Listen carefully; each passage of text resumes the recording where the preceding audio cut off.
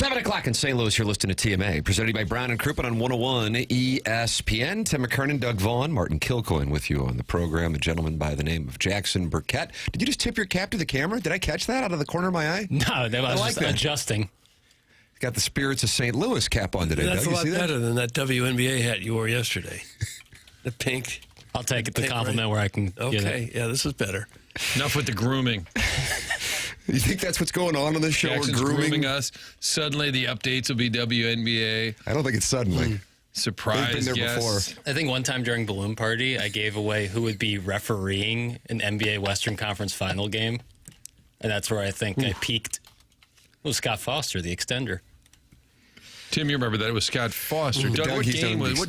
extended. That was a big game. That was a big one. Yeah.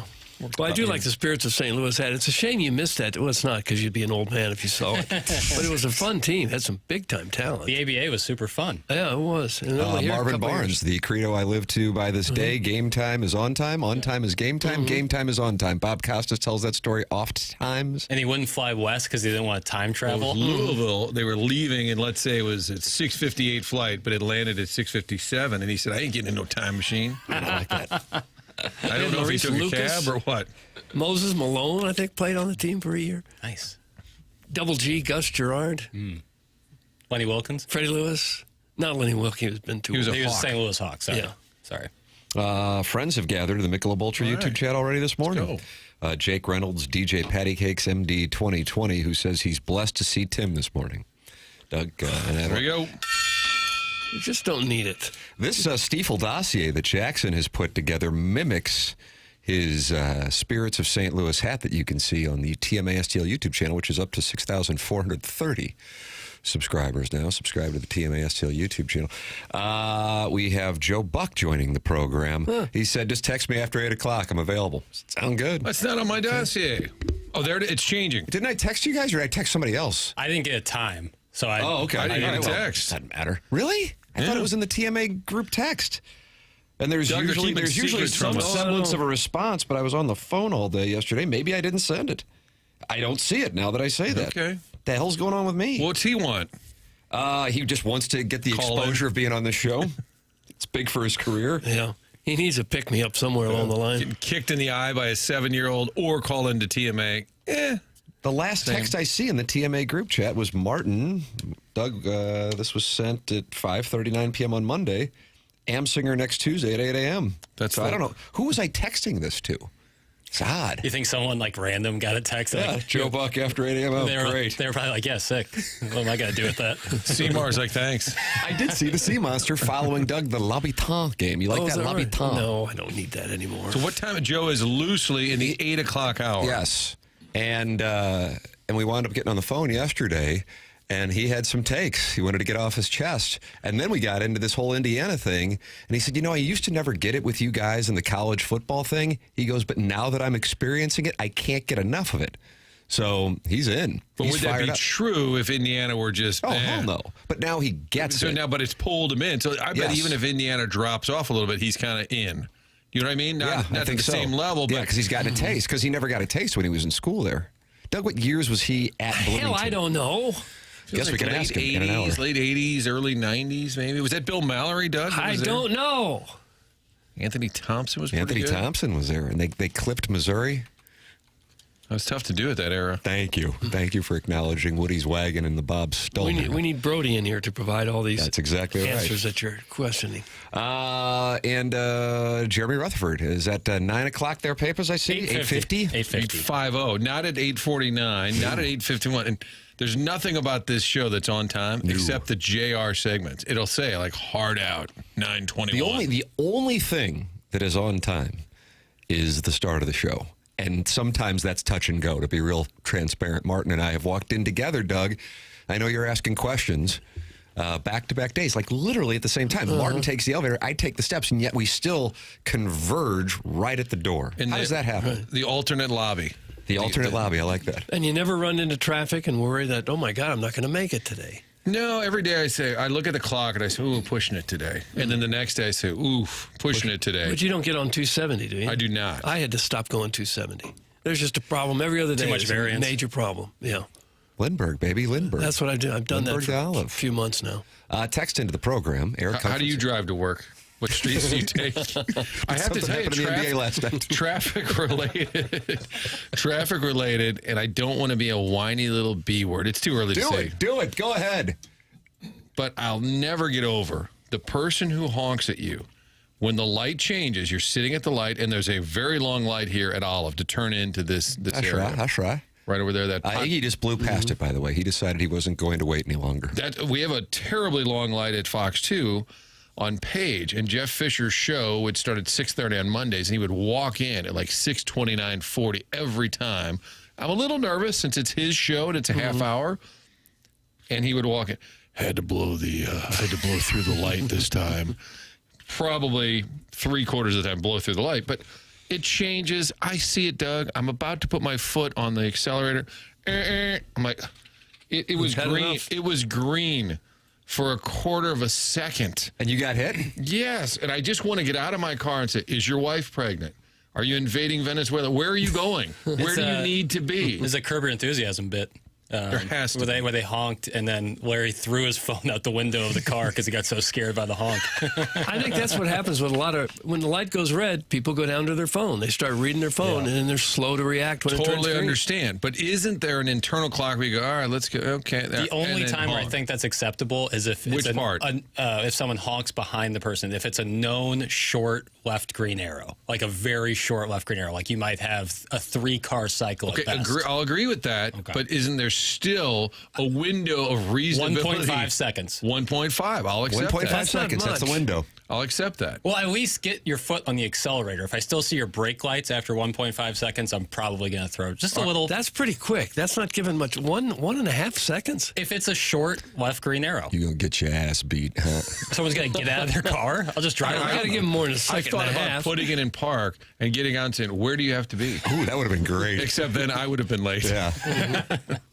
I work in Creve Coeur. Be a man and just run the light. That's Eric in the Central West End. Doug, be a man and run the Run the light. light. No. I followed rules. I want people to know that. There he is. I thought he didn't follow rules. On that particular stoplight to which you're speaking, that's where he did not. Not a big fan of the left turn into the Hubbard facility here. Text in 314-399-9646. Call in to the Callier and Thompson phone lines, 314-974-0101. Chairman Kurt is standing by where he takes your calls, but then he also has the added responsibility this month, Doug, of filtering for the Design Air Heating and Cooling email of the day, the morning after at InsideSTL.com. The great Seth Goldcamp, Martin's a client, Doug's a client, I'm a client, is giving away a $10,000 HVAC system to the winner of the Design Air Heating and Cooling Emailer of the Month. All of the rules are up at TMASTL.com and 101ESPN.com. Bottom line is this: whoever wins the most Design Air Heating and Cooling emails of the day in the month of January wins a $10,000 HVAC system. Plenty of time for you to compete because Carlos Spicy Wiener won on Monday. And yesterday, Jackson, who was our winner? The incel from the other side of the couch. Yeah, and he was going through some marriage problems, and he was looking for advice from us. He was debating whether or not to leave his wife because he has fallen on the sharp end of the bayonet of abstinence. Yeah, I believe that's what he said. And if We you all have felt marital for him. problems, this is the place to go. I agree. 5 hot guys will counsel you through. A lot of call in. beefcake here. Amen. Amen. 314-974-0101 is how you can call in with your marital problems, or you can just email in and you might win a $10,000 HVAC system, and that could help the marital problems. Or just get with counsel and make sure that you have 50% ownership of said marital asset. That's up to you, but email in the morning after at InsideSTL.com and make sure you do it by 9:30. Chairman Kurt will filter through, and it's about 25% of the emails that are sent in are getting into the filtered file, about 10 per day. One of those gets a point, and then at the end of the month, we tally them up. Sure we do. And either Carlos Spicy Wiener, the incel from the other end of the couch, or somebody who has yet to win an email of the day in January will win a $10,000 HVAC system. Thank you, Seth Goldcamp. Design Air Heating and Cooling online at designairservice.com. So that's at 9:45. Joe Buck, 8 o'clock, Stiefel Dossier.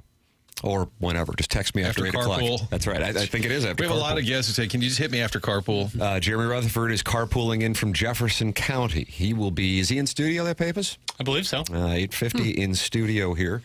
And then that Design Air Heating and Cooling email of the day at 9:45. There is your Stiefel dossier on the program. Brand new sponsor on TMA. We had a bunch of brand new sponsors here in 2026. Grateful for the support of the listening audience.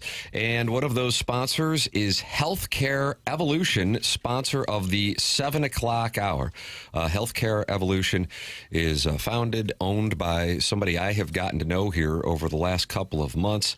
And I am telling you, what an incredible product and company this is. If you ever get yourself in a spot where you think you might have an injury, and then you go in to see your primary care doctor, and then what happens then, Doug? That doctor will send you to a specialist, right? Yeah. But it's going to take a few weeks, and then you wait. Yeah. Now you got a few weeks, and they might say, well, do some physical therapy. We'll see how it goes. If that doesn't help, then now we might get to a point where we're going to get an MRI, and then we'll find out what the treatment is. And you're talking about a 2 to 3 month process. Watch this. That's where Healthcare Evolution comes in. Healthcare-evolution.com. If you are a long-time TMA listener, you've heard me talk about the shoulder labrum tear I got in 2019 from just pumping iron. Yeah, and lots of it. Just pumping iron. You ever watch that Marky Mark video from Feel the Vibrations? No, That's what I it looked haven't. like. That's what it looked like. And so I tore my shoulder labrum. I go in there about 3 weeks ago, and I see my guy, Logan Taylor. That's who I go in there and see. And they're able to go through. Usually you get an MRI and you're just lying. You ever get an MRI in that capsule? Sure. Mm-hmm. Couple of them. Oh, yeah. I fall asleep in those things. Yeah. Well, they're able to Freak some people out. Yeah, I guess if you're claustrophobic. Yeah. They're able to just go over with ultrasound imaging and move it around to see that slap tear is essentially gone. I mean, it was a tiny tear anyway, but now it's gone. But they have treatment right there on the scene for you, in addition to the ability to get in there super quickly. That is what they offer.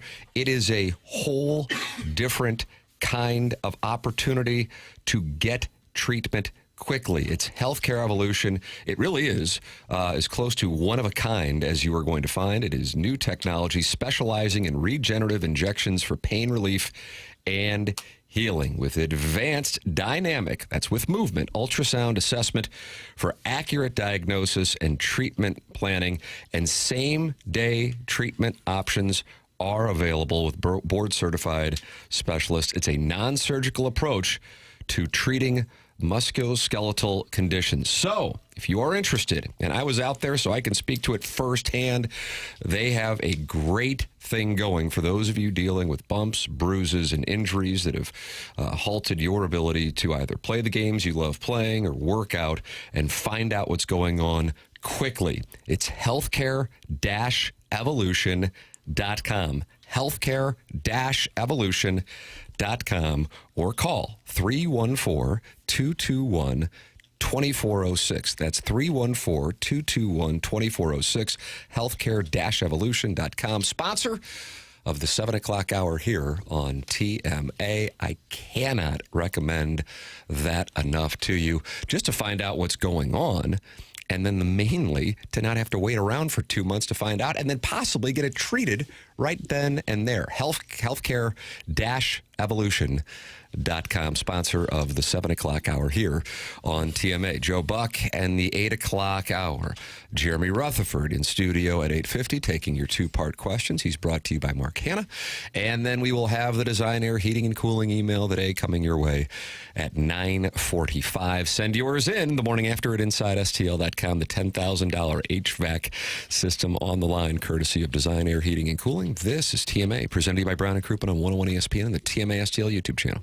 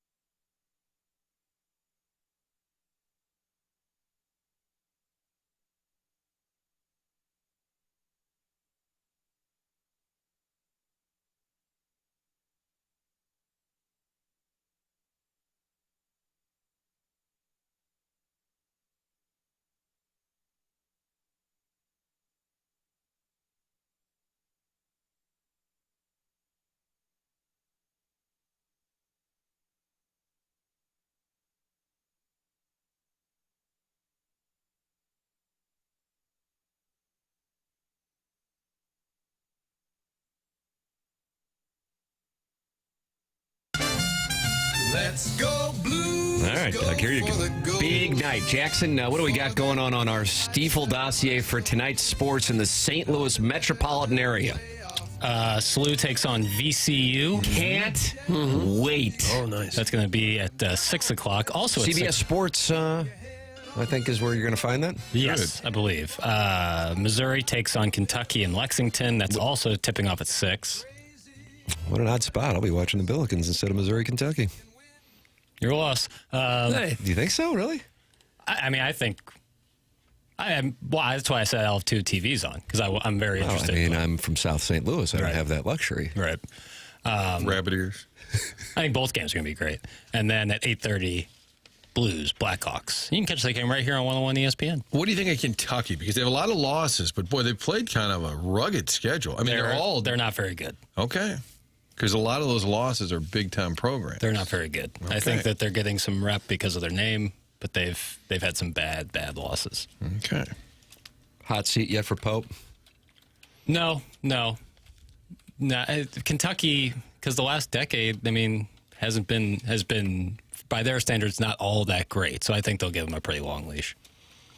We talked about how the Billikens aren't on FanDuel to win the national championship. The game is, when I was driving down with my family a week ago to watch the St. Joe's game, it wasn't on FanDuel for whatever reason.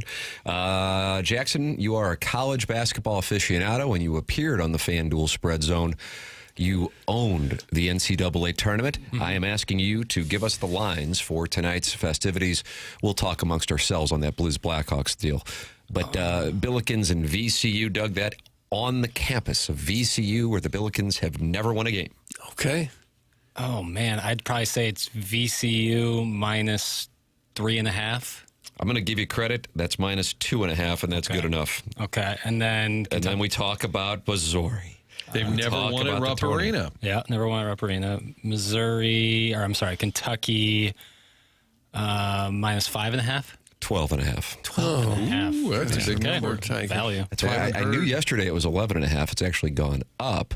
That's why I was a little surprised you thought it's going to be my loss. Clearly Las Vegas doesn't think there's going to be much there. Are you telling us that we should take Missouri? You've run your algorithm, and you say, as Josh Pate says, the model is showing us it's a 5-point game, and you're telling us that you like the Tigers? Is that what you're saying? College basketball, the variance, the home court advantage is such a big deal. It's such a big deal. And so It's a bigger deal when a big-time program ranked high comes in for a road test. That wouldn't be what this is for fans in Lexington. Yeah, but Blue Bloods at home, it wasn't a referee thing last night, which is rare at Fog Allen, but Kansas cut a 16-point lead last night with in the second half of the second half. They chopped it. They were down 15 They were with down 5 minutes to down go? 9 points with a minute 15 to go, and that was at home. So it's so tough to tell and what Missouri team we're going to see. But 2 good things. Missouri beat Florida, obviously, and then Minnesota last night beat Iowa at home. And Minnesota looked like they were no damn good, and Minnesota is an early Missouri win. So I And don't know. Florida, who Mizzou just beat Georgia. Yeah, beat Georgia pretty convincingly. A ranked Georgia team. Yep. So you never know. College basketball is so odd. Home court is so important. Of what I would call the 6 major sports in the U.S., Doug, those would be the NBA, NHL, NFL, Major League Baseball, and then college football and college basketball. I would say that home, whether it be court, ice, field, is its most impactful in college basketball. Do you gentlemen agree with that take? Yes. I guess so. I guess it would be. Martin, you agree? Yeah, I think so. Mainly because it's such a momentum sport, and the momentum you can gain at home is huge. And the referee thing, it's just instinctual that, you're going to probably get a call or 2 more at home than you would on the road. My theory is at 17, 18, 19, 20 years old is when you are most susceptible to the emotional swings that can come with that. And it, of course, works to your advantage if you're feeling it at home, and then to your disadvantage if you are feeling the momentum go against you when you're on the road. And so you will see schools that have no business beating teams if they were to play on a neutral floor or road win when they are at home in college basketball, and it's an amazing phenomenon how that tends to happen. So I don't know if they're going to be that up for it in Lexington, but Missouri is a different team than they were when we saw them play against Illinois because of the health situation. I think the youth factor is a good point, because in professional sports, if you name your favorite team in the NHL, the NBA, and baseball, you've got to win a big road game. It's not okay. It doesn't seem undoable, right. and in college sports more so, especially I think in basketball, you're like, oh boy, we got to go into their building. And especially usually the best players in those professional sports have probably played for a decent Correct. amount of time in the pros, whereas college, even the best players often are 1-2 year kind of guys. And there's also something about shooting at baskets that you haven't been on before. For sure. Because every background is different. Yep. It's a great see call. see through the backboard, and Right. it's a little different feel. Yeah, like you go play at Butler, they have a very small behind the court section, really small comparatively to most arenas. Doug, bad news. They're not happy. No.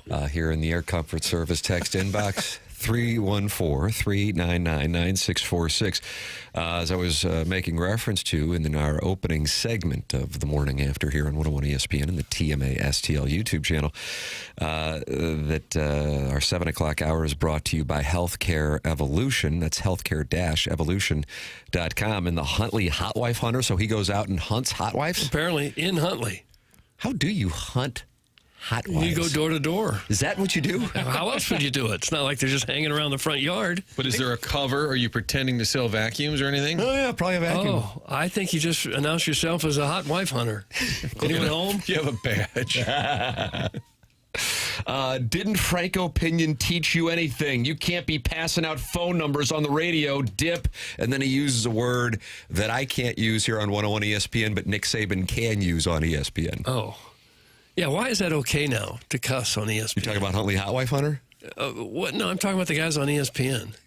When did that become okay? I feel like they don't get fined. Everybody else does. I feel like the only word that they have really broken down the barriers for, in particular, it's Saban on College Game Day more so than anybody else, is the S word. Rhymes with hit. The F word, I feel like, is still in its own category. Yeah, but the rest of the broadcast world has to watch what they say, or they'll get fined. But not ESPN. I think it's a Saban rule. He just gets away with everything. I think Pat McAfee does sometimes. Well, I think too, McAfee was doing it. It was just kind of his thing, and then he got put on ESPN, and so he's Right. like, "I'm not going to stop doing what I've always done." And I think Saban said, "Well, I'm just going to start doing." Yeah, it. he's a regular guest on McAfee. Yeah, so they're able to filter the F word, which most of them use when they're off air, but they're not able to filter the S word. So I don't know. So anyway, that's what the Huntley Hot Wife Hunter called me. I don't see Reese Davis ever dropping a S bomb. Or Franco Desmond Pinion- Howard. I don't see it either. No, Reese Davis is about the Right. greatest of straight Squeaky airs. clean. But did Franco Pinion have a policy against phone numbers? I didn't know that. Are you talking? Is he talking about like advertising? I Maybe? guess so. That might have been. He had a lot of rules. I'm Marvin. I'm going to tell you why your show's terrible. Do you have a few minutes? And then an hour later, I thought about getting out of the industry. He actually had that conversation with you? we did. Why your show is terrible? It was 1 week of doing news talk at the Big 550, and Mark Dorsey, a friend of mine, still the GM there, he said, "Hey, you should call Frank. He's really great at insight and input on what makes shows work."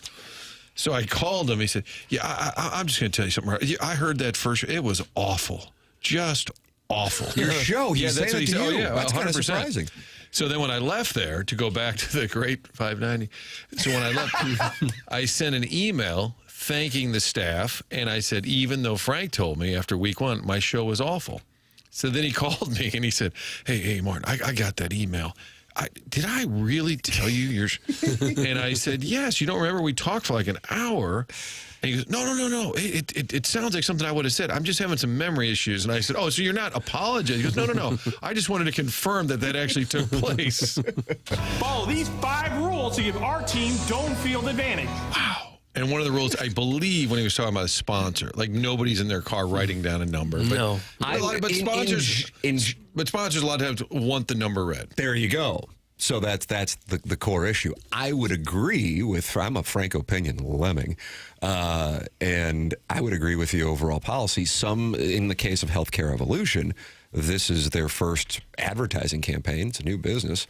So they give the phone number, so I read the phone number. But if it's an easy number, like Brown and Crouppen number, 314-222-2222. Then we found out from Terry Crew, but it was 22-22. Oh, We've been saying it wrong. Right. That's exactly right. Yeah. You can't win.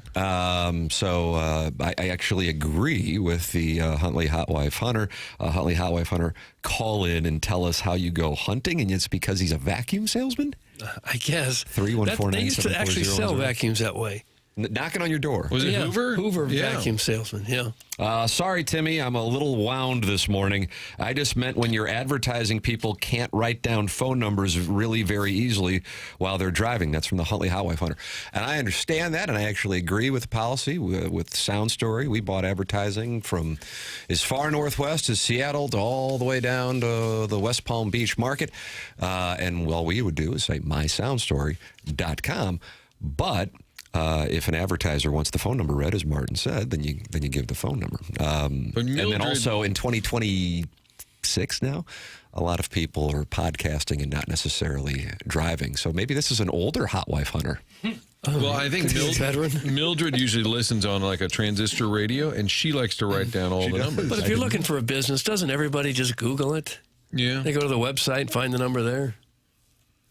Don't you think that's what's done about 99% of the time rather than going to the yellow pages? Or people just text you. Like Con Lane texted me and said, "What's that HVAC company?" I said, "Design Air." New Year's Eve, he called them up. So that's God the other. bless. The other option is you just text the host directly and say, "What was that company again?" That's correct. That you get that. Just DM me on Instagram. Guys, how about this play tonight? Mizzou spread. So you're getting 12.5 day Pappas. SLU money line and Blues money line.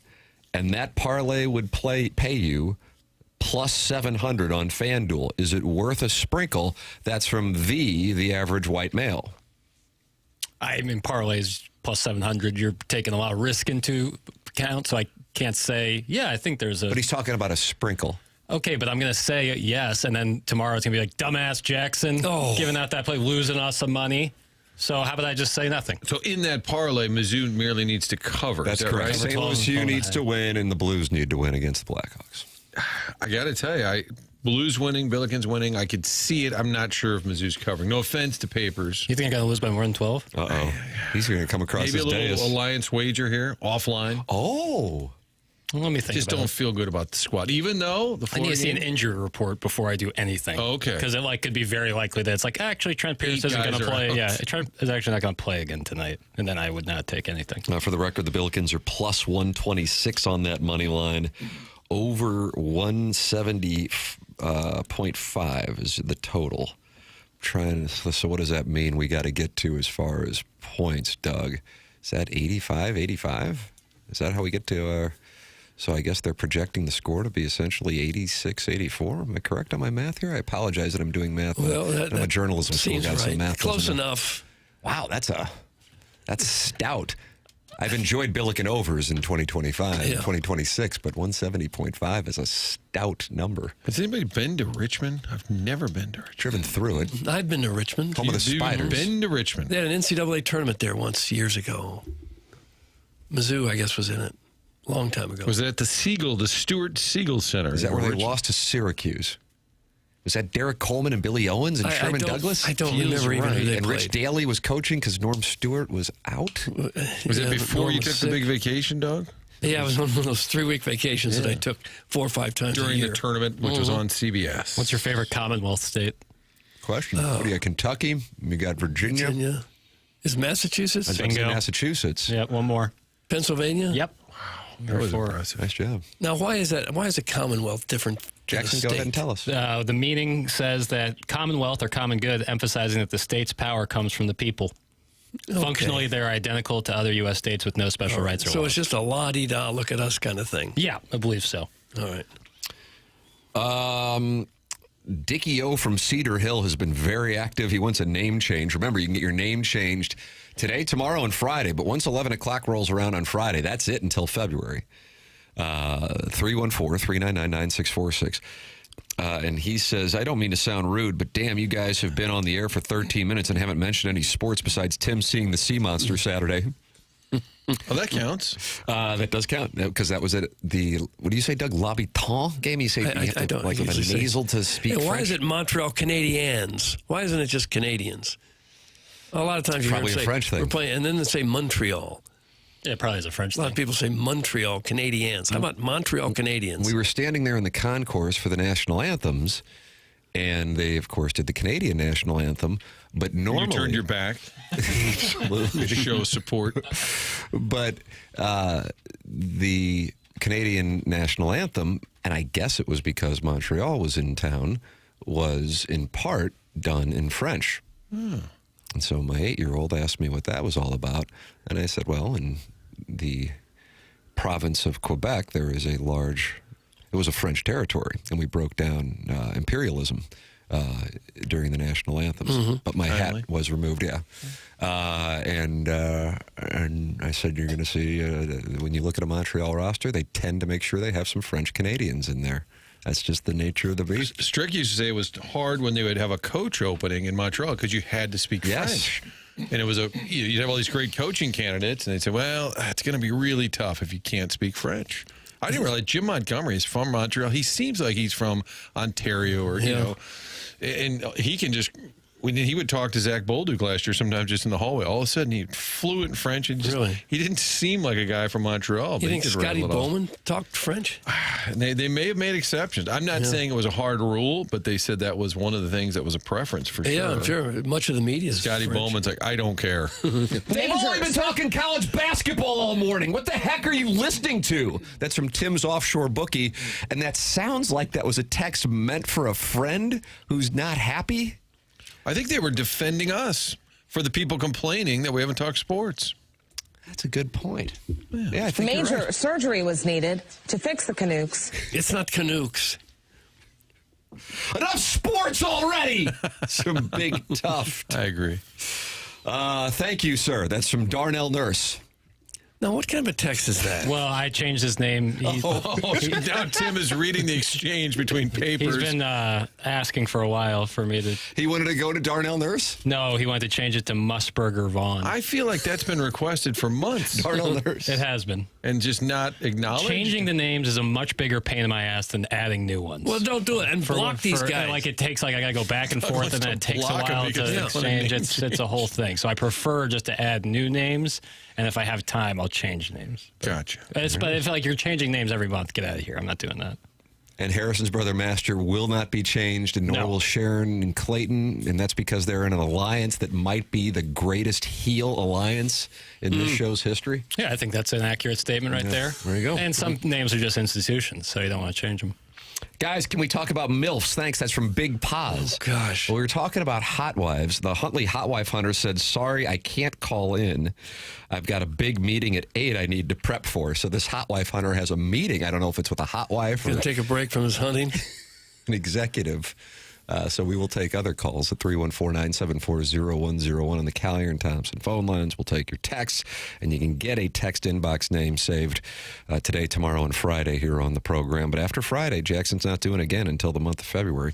314-399-9646. And if you're frustrated that you don't get read, I would tell you that most of the time the texts that get read have names saved. So request a name. Jackson will hook you up. 314-399-9646. Joe Buck going to join us in the 8 o'clock hour. Jeremy Rutherford in studio taking your two-part questions.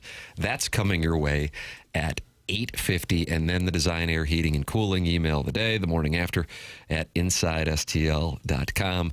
That is at 9:45. We announce the winner at 10:59, and then it's BK and Ferrario. Your Stiefel dossier is now out in the open. It is the morning after, presented by Brown and Crouppen on 101 ESPN.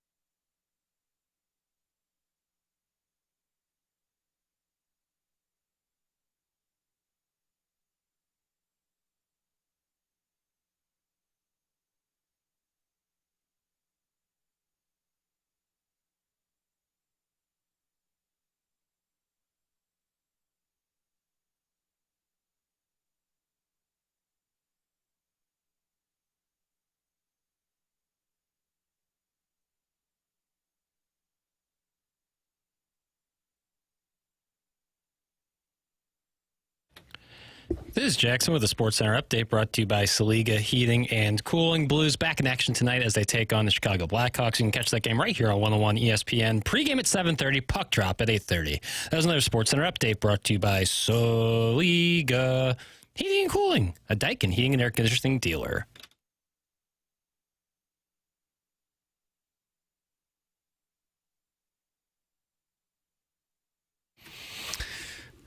Doug, the late Avicii.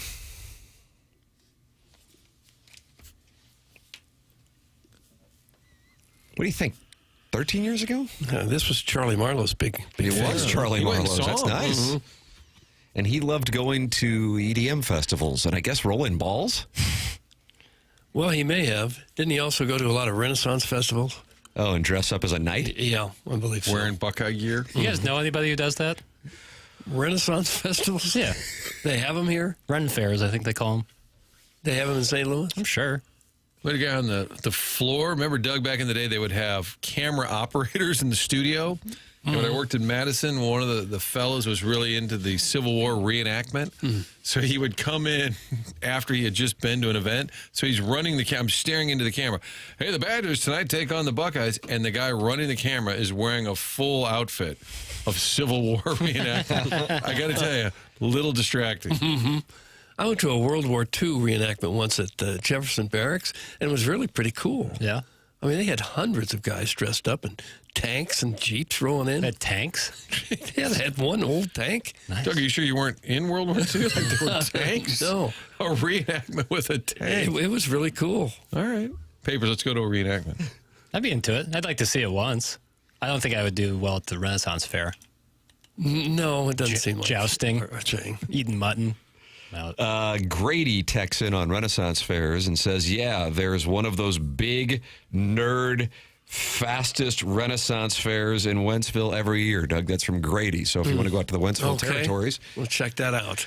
you can enjoy it. I see, Jackson, I said to the audience in the previous segment here in the Healthcare Evolution 7 o'clock hour that if you want to make sure that your texts get read on the program or increase the chances, have a name saved, and that led to an influx for Jackson to update. How are you doing with the updating of the text inbox names? The text inbox brought to you by Air Comfort Service. I'm doing the best I can, you know.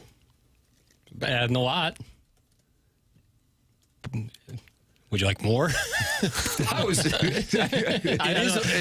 see a lot of frustration from people who insist that you haven't changed their names, but I don't know how they would know. Right. How would they know? Because they texted in, and sometimes I miss it because my only job is not changing text names, and then they get frustrated by it, which I guess I understand, but not really. And then I try my best to do it, but I am just one man. It is leading to little texting confusion. As Tim, you had a Ron Burgundy moment earlier. He said, "Thank you, sir," and it was actually Jackson going back and forth. When I just looked down and says, "You got it." Like, what kind of text is that? Oh, it's Jackson responding to the audience. But your established brands is a real deal because I could do that blind resume they do like for the tournament. And you just read a tweet. Kairu sucks. So do you guys. Oh, Harrison's brother, man. Absolutely. Okay. Oh, Libby Jack. Great WNBA update. Oh, Eric in the Central West End. Like, I can immediately. I can That's do why it's important. Blind resume based on the brand. How about this one? Who do you think this came from? What's cooler, going to a Renaissance fair or wearing a WNBA hat? And that's not Eric in the Central West End. I would say the Renaissance Festival is cooler. Okay. Oh, that was at least a very interesting Jackson, period of history. It. I don't know what to say. I wore a hat, and everyone's calling me a beta and a loser. When really they're just so. I'm not going to say it. Don't get upset. He almost did. He almost went. Saban? Nope, not doing it.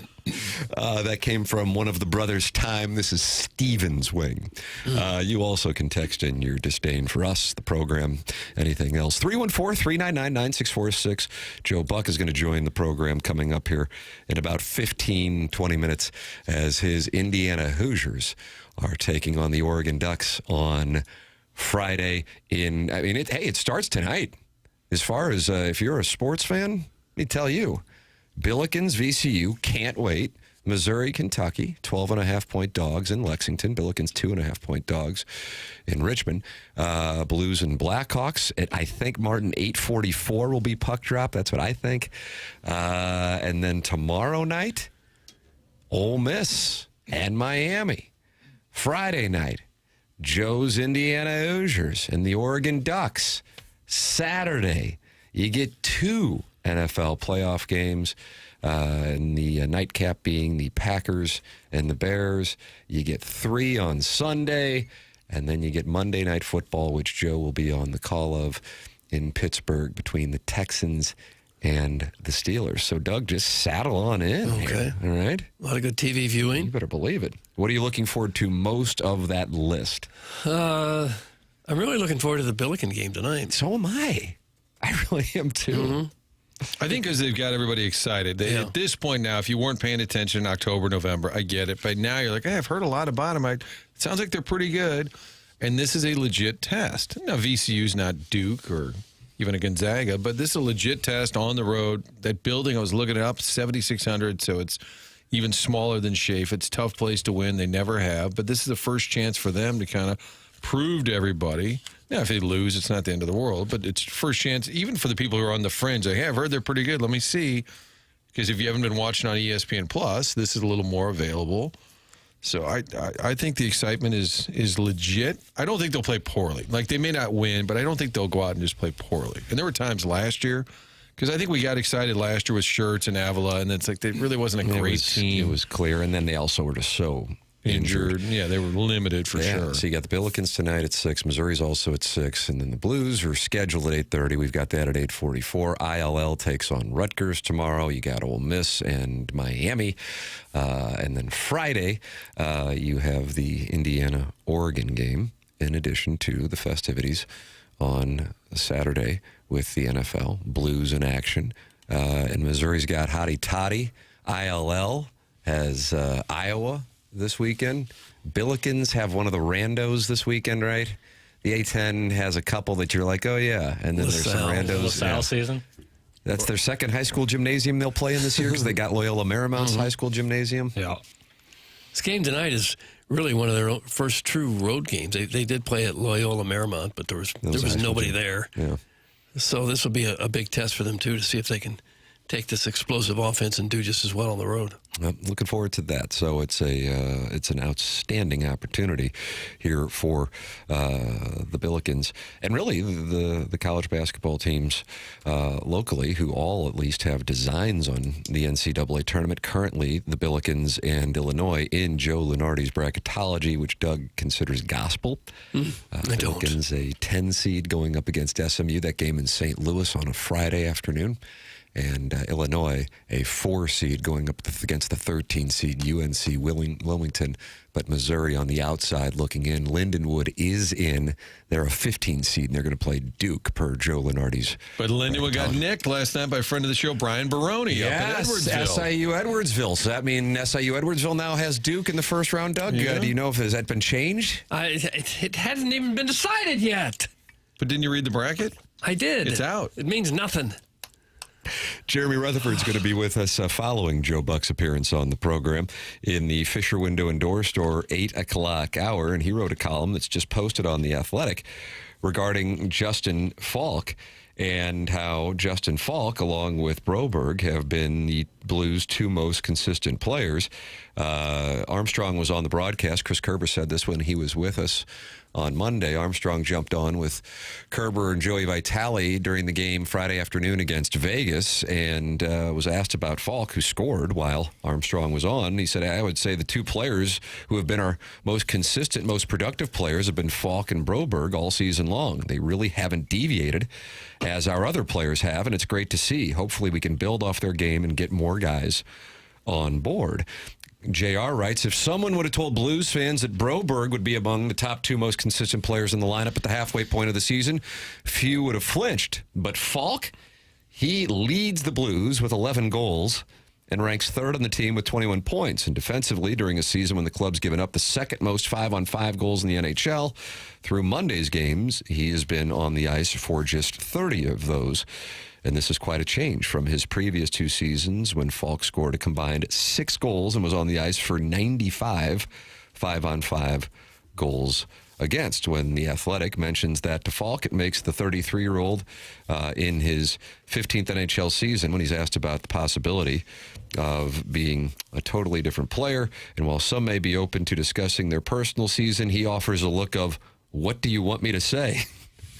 Falk, the player who was traded to the Blues the summer after they won the Cup and has been hoping to lead the franchise back to that level, is not dealing well with the fact that the current team has not lived up to expectations. So then that gets into the conversation of, would he be one of the most prized assets that the Blues could trade? Do you expect him to be on the move? Not in the short term. Yes, in the long term, if they fall hopelessly out of the race. I think if they stay in the wild card race, I think they'd hang on to him.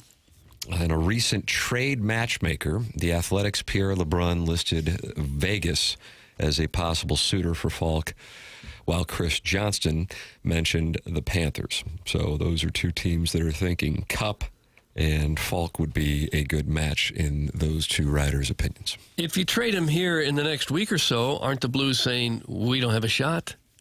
We're kind of throwing in the towel?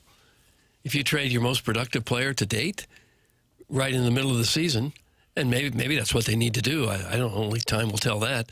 But that's what you'd be telling the team and the fan base, is that we don't have a shot. We're going to depart with our most productive player to date. Yeah, and they'd have to just say we're trying to thread the needle here, where we're trying to kind of hang in there this year, but also trying to cash in some assets while we can. I would think Falk would get, based on the season he's having, pretty good career, very dependable. I would think you'd get decent return on him. Like, if you're ever going to sell him, maybe now is the time. So I could see that happening. And if I'm him, I'm tempted to go somewhere, maybe with a better chance to win. It's hard to believe I don't doubt he would welcome a trade to a better team. I just think that it'd be pretty risky right now for the Blues to give up one of your key pieces when you're not. I mean, I was looking at the goal scoring yesterday because Montgomery had a clip about it. He was talking about goal scoring. He said they've been looking at it, and there's all these different ways to score, creating turnovers. He said there's a ladder play. He was breaking down all of these ways to score because the Blues are dead last in the NHL. 107, lowest goal total in the league. Colorado, by example, 167. 60 goals more at this point in the season. More than a goal a game. Yeah, and so Falk is your top scorer, so you're already a team. Maybe the argument could be, well, we're not really doing a whole lot of scoring with him doing what he's doing, but I have a feeling he'll get traded. Yeah, I would could agree see with that. you. JR has that at the end of his column, and again, he's with us here in an hour, taking your two-part questions, brought to you by Mark Hanna of Evergreen Wealth Strategies. With the Blues roster evolving, Falk understands the club may look to move him. He does have a 15-team no-trade clause both this season and next, and he says, I'm under contract. I've got another year on it. I've got a job to do. Going back to when I was traded here from the Hurricanes, I know other things can happen. I'm not naive, but it's not worth the time for me to think about what could happen and what might happen. None of that matters until something does. My commitment is to the St. Louis Blues. I'm not looking to be done playing hockey after next year, so we'll see what happens. There's nothing that would change my mind. I don't know. I'm still here, so I don't know how to view it any different because I don't think about that stuff too much. I focus on things I can control, and that's about it. That's Jeremy Rutherford's piece this morning in The Athletic regarding the possibility of Justin Falk being on the move from the Blues, and the fact that, as Armstrong said, he's been one of the Blues' two most consistent players along with Philip Broberg. And for the new listeners, a two-parter for JR. Tim, can those be hockey and hockey, or are they typically hockey and nonsense? I think non sequiturs tend to be the second part. It's based on Lisa Ann's long relationship with this show, where she would get one fantasy football question and then one that fantasy maybe naughty. They were naughty questions. That's a matter of opinion, just from her time in the San Fernando Valley, Las Vegas, Miami. Take your pick of whatever ne'er-do-well that the audience wanted to ask her about. How many times have you grabbed the poop? Right. And that was a press conference in Columbia, South Carolina, with Mike Shula and Lenora Sellers. Am I correct on that? Yep. Thank you. And Lenora is coming back to South Carolina, right? Yep. Okay. And then that Trinidad Chambliss says he's coming back to Ole Miss. Everybody's excited, except he hasn't been cleared to return yet. Yeah, I And think they gave him a verbal. requested. They said a verbal no in December, but It'll be he's his sixth year playing college. yeah. How is this even possible? They said they've submitted documents to talk about the breathing issues he had 1 year at Ferris State. So that gives you another year? Well, they're working on the old redshirt paperwork. At this point, I'm surprised Lord. anybody could even say no. If I were I'd just show up next year. What are you going to do? Just keep playing. Yeah. Joe Buck's going to join us coming up in the next segment. He's happy with the way things are going in college football because his Hoosiers are a win away from playing for the national championship against one of Ole Miss or Miami. If that is to happen, Martin, he will go and watch the game. So he's not going this week. He's not going this week. Did not go to the Rose Bowl for Alabama. But, and when we were talking yesterday, I said, I just thought you might do it because you had the 49ers game up in Santa Clara. And I realized San Francisco isn't like a, it's a good distance away. But nonetheless, just shoot on up there, see the festivities, But he's emotionally leveraged. I like that. Do you think he has to get on Ticketmaster to try to find a good deal? Yeah. Take your pick, StubHub. Is it Vivid Seats? Vivid What if he Seats? texts with Mark Cuban about Indiana football? I'm going to say yeah. I'm going to say yeah. So anyway, Joe's going to join us coming up here. We'll talk about why. Plus, he got a black eye from It's his breaking fault. up a He fight. didn't go to the Rose Bowl, then he got a black eye. That's right. Had he been at the Rose Bowl, it wouldn't have happened. So he's going to join us. JR's in studio at 8:50. Got the Design, Air, Heating, and Cooling email of the day at 9:45. Send yours in. Chairman Kurt filters. He's catching a lot of hell, but whoever would be in that role would catch that hell. The morning after at InsideSTL.com for the Design, Air, Heating, and Cooling email of the day. Brown and Crouppen is the presenting sponsor of this program now at this point in their fourth year as a sponsor of TMA, and we are grateful for the support of Brown and Crouppen online at getbc.com or by calling 314-222-2222. It's Brown and Crouppen, whether it's Terry Crouppen, Andy Crouppen, Ed Herman, Brody coming in and talking it over. Brown and Crouppen can do that and come in studio with us because they are here in St. Louis. They are local, founded in St. Louis in 1979 and committed to the St. Louis metropolitan area. You can always call them for free any day, anytime, or they will come to you for free because they are local. They don't get paid unless you get paid. If you think you may need Brown and Crouppen services, call 314-222-2222 or go to getbc.com and make sure you let them know you heard about them on TMA. The choice of a lawyer is an important decision and should not be based solely on advertisements. Joe Buck joining us next on the Callier and Thompson phone lines as we close out the Healthcare Evolution 7 o'clock hour. Tim McKernan, Doug Vaughn, Martin Kilcoyne with you on the morning after 101 ESPN and the TMA STL YouTube channel.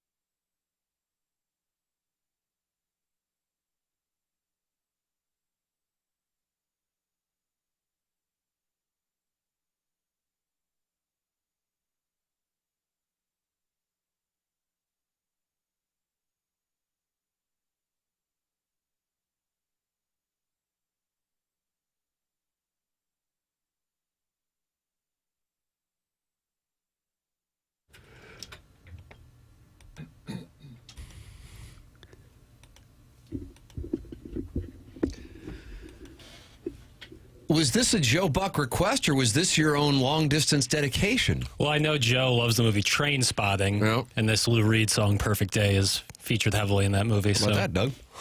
Didn't know that. Joining us right now here on the Morning Lou Reed? After. Lou Reed is in the 10 o'clock hour. Joining us right now, though, here on TMA, it's friend of the program, Joe Buck. Morning, Joe. It's a shame that Martin's going to miss Lou Reed because he'll be onboarding at that point. That's correct. And I believe he's also passed. So there's a couple of reasons I'm going to miss out on the entire 10 o'clock hour. No, you know what I do? That's but a minor detail. Minor it's detail. more about the onboarding. Joe, you don't understand. Later in the day, I go back and I podcast like the Dickens. And I listen. I actually listen to the whole show and I make notes and I send them to the staff at night. Yep. Usually my hostile emails arrive at about midnight, telling Tim everything he did wrong. Like Troy. Does he do that? Does he critique you after 25 years? Yeah. Here's what I liked. Here's what I didn't like. One list is a lot longer than the other. Joe, when you're watching Indiana play, are you nervous now? Is that going on through your body as you watch your alma mater?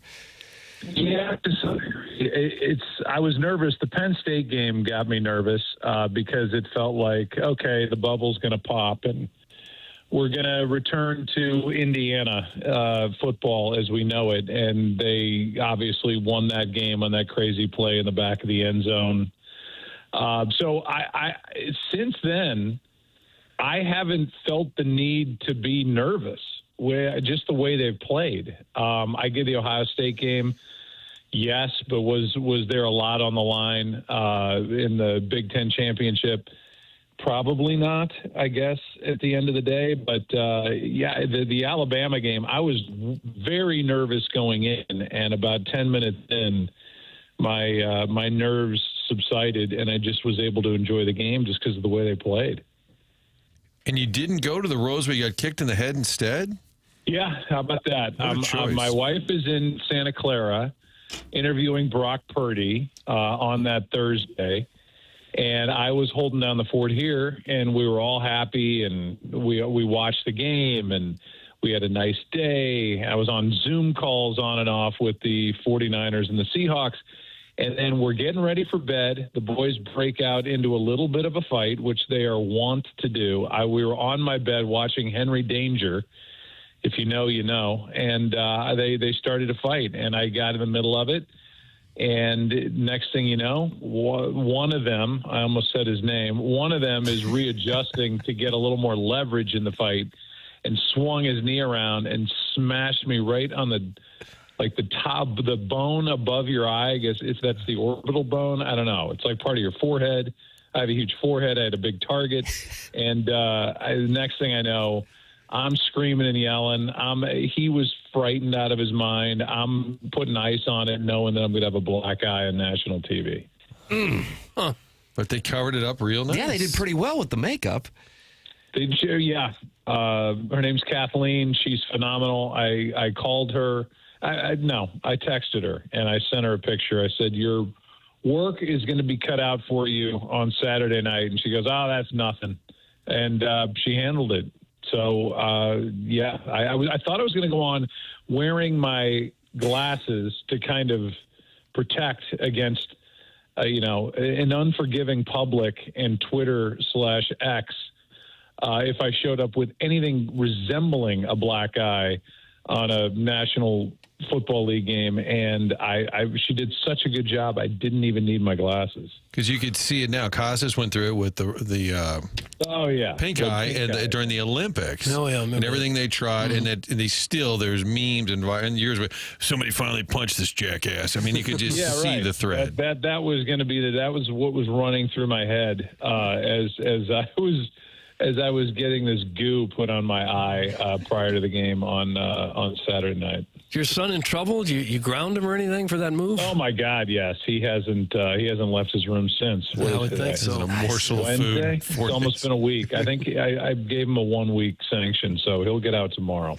Yeah, Were you tempted at all to go to the Rose Bowl? No. Not at all. No. So therefore not tempted to go to the Peach Bowl this Friday. No. I mean the way I figure it is if they win, there's another game. if they lose, I don't want to be anywhere near it. So I'm very happy on my couch. Again, my wife is going to be out of town interviewing Daniil Hunter and Will Anderson for our Monday night game. And I, again, will be holding down the fort.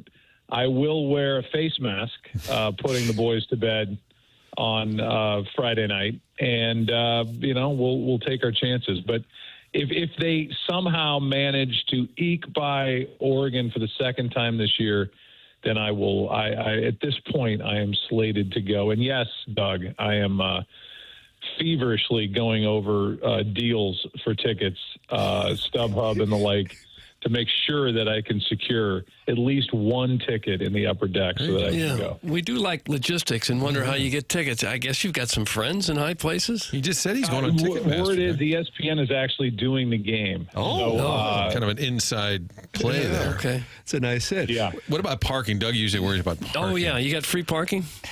I have not worked on the parking yet. That hopefully I can find a deal with one of these ticket companies that has a parking spot. I think Doug usually starts with parking and then works backwards on the tickets. I love free parking. Absolutely love it. Do you really? Yeah. No. Well, this will not be free. I will be paying a steep price to be able to park near whatever the name of that. It's Hard Rock Stadium. Is it Hard Rock still? No. Yeah, Hard Rock Stadium. I don't know. I did a Super Bowl there. I do remember that. But yeah, I'll be there as a fan.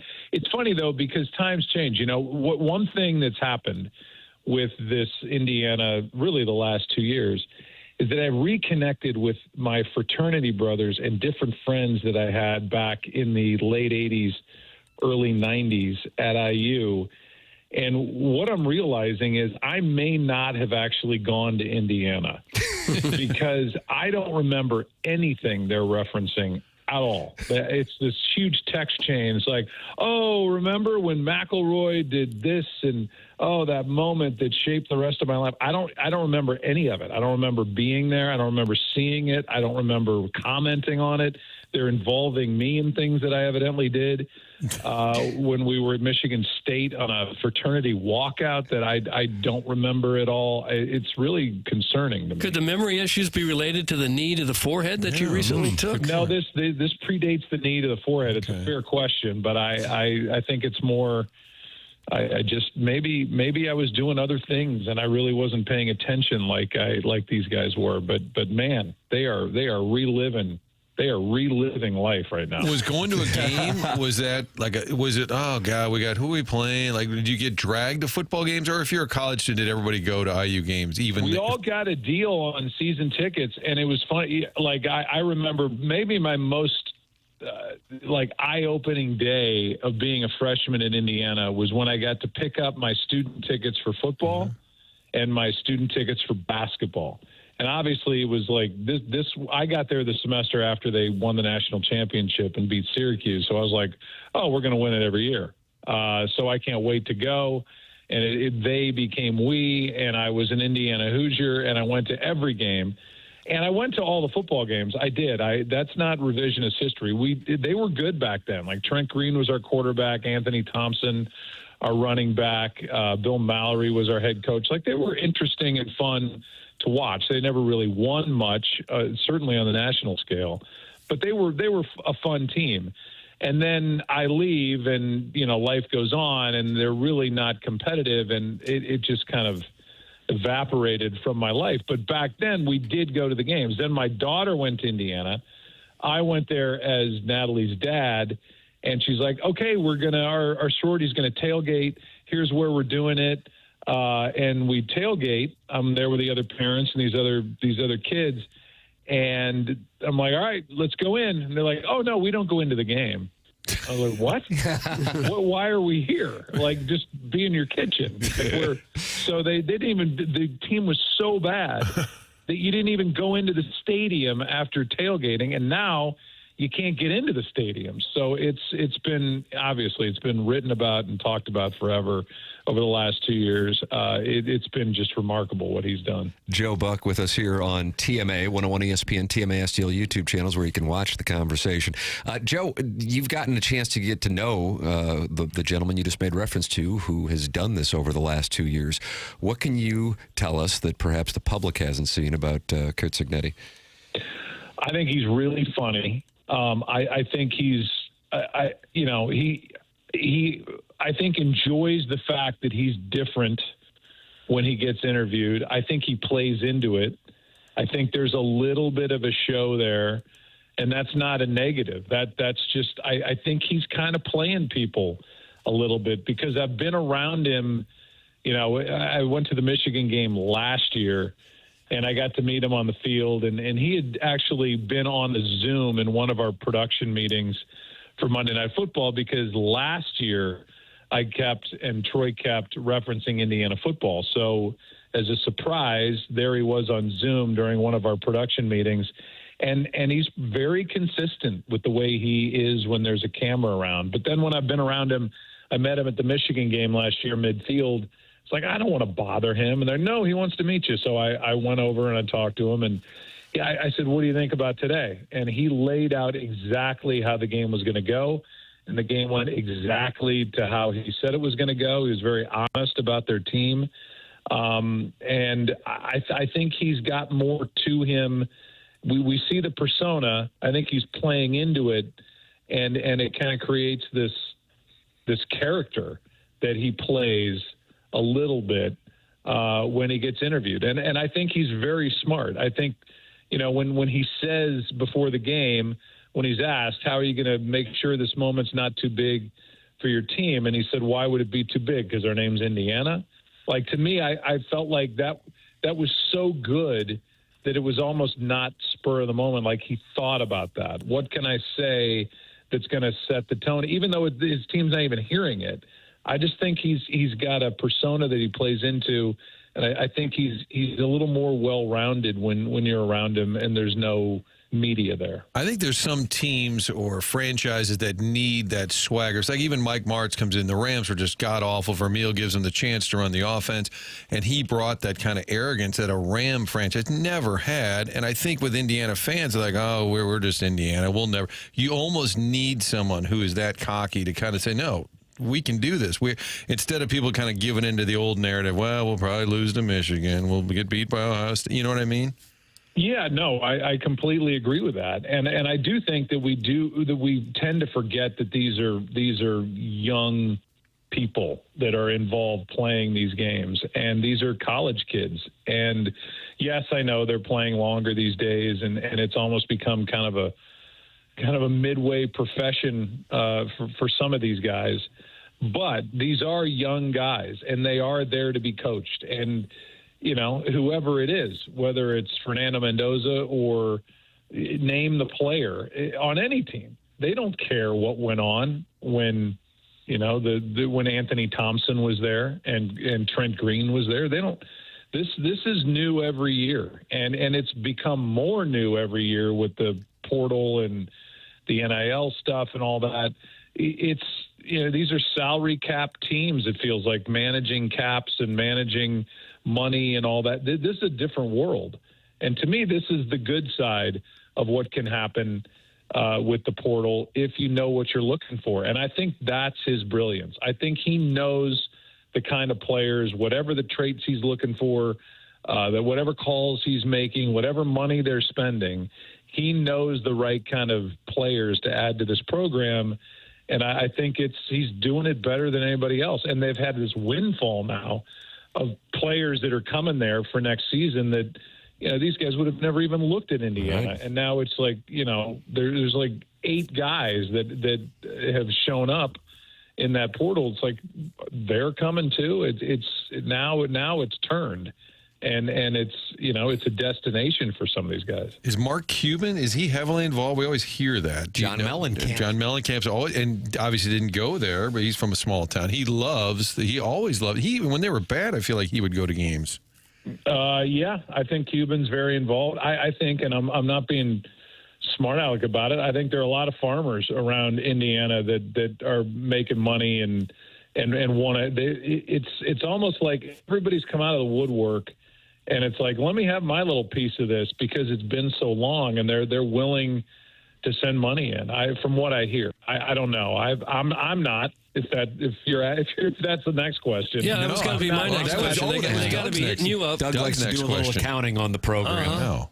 No, Troy has talked to me about what went on at UCLA and kind of what he got for the money that he donated, and that will not be something that I will be partaking in. I love that story with Troy. He said, I donated like $1 million or whatever it was. I never heard back or anything. And then it came out, well, it's against the rules to say thank you. I'm like, there's no rules on anything. I think the guy even transferred, didn't he? The player transferred. He left. It's not. You don't get the money back, from what I understand. They're like, yeah, nice. he's gone now. Here's your money. The guy's gone. So I don't. It doesn't seem like a great program for the donor. We were talking yesterday. You were saying you never really got it with the college football thing, and I didn't. And now that you're living it, you get it. Explain what you have experienced as far as that metamorphosis. Just my entire NFL career of broadcasting games.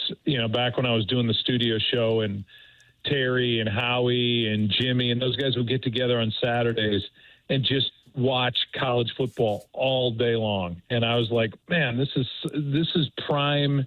Get ready for game time for me on Sunday. This is when I'm doing the bulk of my cramming and my homework for my Sunday game. Like, who cares? And the reason I didn't care is because I think I just wasn't invested in it as a fan, because my alma mater wasn't any good. And now that they are for these last 2 years, it almost makes me feel, well, I'm a bandwagon fan. A lot of those guys on my text chain with my fraternity, they've still been living and dying with Indiana football, even through all these lows since we walked off that campus. And so they're the ones that are really, I think, getting the most out of this. But for somebody like me, I was like, college football is interesting. And you watch what is now the playoff and the big bowl games. And I was doing it to see who the players were that were coming my way in the NFL, but really had no emotional tie to it. Now with the emotion involved and being proud of where you went to school, I get it. I get it for the Alabama fans and the Georgia fans and the Auburn fans and Notre Dame and right on down the line. I completely understand what the attraction is and the draw is for college football. Way more than I ever did. Yeah, and understandably so. There really is something to it, and it is tough to explain if you haven't been on that side of it. Are you therefore going to be locked in on what could be your alma mater's opponent in the championship game tomorrow night with Ole Miss in Miami, something that you may not have watched otherwise? Yes. Yeah. The short answer is yes. The longer answer is I probably wouldn't have been locked in. I mean, I watched the Ole Miss game, and I watch it, because I love McDonough. He's a good buddy, and I love watching them do what they do. The game was amazing. And I thought, I don't know. Now I'm like planning out, who does Indiana want to face? Do they want to face Ole Miss? Or do they want to face Georgia? I think the common thought and the wisdom would be, well, you don't want any part of Georgia, but Ole Miss looked phenomenal and just kept answering and then won the ball game. And yeah, I'll be watching tomorrow night. I'll do my own scouting and see who I want Indiana to play. Email us a whole breakdown, if you would, maybe about midnight after the game, just kind of, so we can use it on Friday. I will. You'll be going over your tapes of that day's show. Podcast like the Dick. I was going to tell you that Natalie might have stolen the page out of Uncle Rich Gould's playbook. He would often go to Mizzou games, even when they were good. And I'm like, Rich, how is it going? Well, I don't know, pal. I'm in charge of the tailgate. And I said, you don't go to he would go down from St. Louis to Mizzou. And I said, Rich, you didn't go to the game? He goes, no, why would I go to the game? And I said, because you're in the parking lot 100 yards away. He said, I always stay behind and keep an eye on things.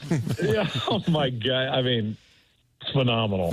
So she That's still the Rich I love. that may have been, maybe she was stopping by the booth, maybe the KPLR glory days with Rich and Ozzy on the call, and What maybe was the show they did? The fan show. The fan show. I was on that debacle. Wasn't it wonderful to look out in the audience at the Casino Queen or the Stratford Inn and see Mickey Carroll sitting there in the green for room some reason next to a guy mainlining heroin? Oh my God! No, I'm kidding. Of course, You were hot, weren't you? Darn right I was. There's a that clip is right there, Uncle Joe. Rich calling roller derby. Yep. Wow. Yes. Yeah, those were the days. I mean, this media landscape has certainly changed over the years. Now I know what makes Dan Caesar. I mean, think of what he was writing about back then. People fighting. Oh yeah, there's a lot People of not fighting. getting paid. We got Gary Finkel waiting, and I want to talk some Mizzou. It was must see TV. I mean, they would do bits. Iggy pretended to throw Mickey Carroll out of a golf cart. And I'm like, well, that's kind of mean. That's probably get you canceled now. Yep. You don't do that on Monday Night Football, do you? But Joseph, we should talk about the award. You're going to Cooperstown. We're bearing the lead here. You got inducted. You're going into the Baseball Hall of Fame. Yes. He's more excited about Indiana. He's like, can we talk about the fan show? I was shocked, and you know, I know that Bob Costas went to bat for me, and kind of, you know, I guess pled my case to the group. It's different. They changed the rules a few years ago where the national people would get considered every 3 years. Now everybody's in the same field, and I think it makes it a little tougher on the national guys to get enough votes to win it. So I owe Bob, and I owe Bob because A, he did that, and I never asked him to. I didn't politic for it. And B, it's coming, you know, at a time where my mom's still here. And I think that's the part that has me most excited. I remember being there in 1987 when my dad went in, and just the amount of pride that I felt for him, because I'd never seen him really before or after more proud of something than he was when he went in Cooperstown. And so for me to see that in 1987 and to be in the videos of that and my little seersucker blazer and my Ray-Bans and my gigantic head and my full head of hair at that time, natural, to see that and to remember those times and that week, and then to you know, experience that myself is humbling. It really is, and I'm excited. I truly am. Will you and your dad be the only father-son duo in the Hall of Fame, or is there somebody I'm not thinking about? Yeah, I believe so. Yeah, we will be. I mean, you know, for broadcasters, I don't know. I guess right on down the line. Well, there's a really small list of broadcasters that are in the Pro Football and Pro Baseball, National Baseball Hall of Fame. Al Michaels, Kurt Gowdy, Joe Buck, Jack Buck. I'm forgetting somebody like a Lindsey Nelson or somebody. I said Al Michaels. It doesn't matter, but that's an even smaller list too when you start talking about in both. Well, I'm just, you know, I wrote a book, and I went on with Tim multiple times promoting my book, Lucky Bastard. I am that. I give myself credit. It's hard. Begrudgingly, I give myself credit for at least paying attention. And I loved my dad so much. I just wanted to be him. And I think that's what drove me as a kid to bother to watch what he did and how he did it. And, you know, I have 7 brothers and sisters. I would like to think that I was the lucky one that kind of got the tutorial every day with him. I just wanted to be nowhere else. And so, you know, it became a part of me. And I was thankful that he wanted me around him, and which he did. And I went on road trips with him and was around the team. And when I was doing games at 19 and 20 years old and whatever, 27 doing a World Series, the act or the art of being a broadcaster was already baked in. And then I just had to kind of do the job. I wasn't in awe of the job because I'd been around a major league broadcast booth my entire life. Doug, are you concerned about the parking in Cooperstown, though? Because it is a little tight. I've been there. You got to park a ways away and walk. That's true. You know, it's a few blocks Keep that you in got to mind, walk. Joe. You may But want to it is decline free. the. Yeah, well, I think we get our day on Saturday, and the players actually go in on Sunday. So I think parking will be plentiful. So he's still going to do You it. got to worry about it. I know you were limited on the speech as far as timing goes in Canton. Have you been given the parameters? I got to speak actually in Canton. They're like 2 minutes. All right, 2 minutes. I'm like, okay. And they're like, okay, you're going to go between whatever it was, 7:48 and 7:50. And the reason I was going at that point is because it was during the commercial break of the actual ceremony. So I was like, if I kept talking, I would force my way onto television because I outlasted the commercial break, which I did. So I got on. It's a nice feather in your cap. That's when Whitey went in. They had Doug Harvey, the umpire, but it was all on tape. And then Whitey afterwards were like, "What do you?" Well, the umpire went too damn long. Whitey said he cut his speech short because the umpire went too damn long. I will be very aware that the only people that want to hear what I have to say will be those who have traveled with me. So I am not going to bore everybody. And I'm actually going to work on this speech at some point to make sure I say everybody's names. You guys will definitely be included. I thought so. I thought so. Okay. I thought so. Yeah.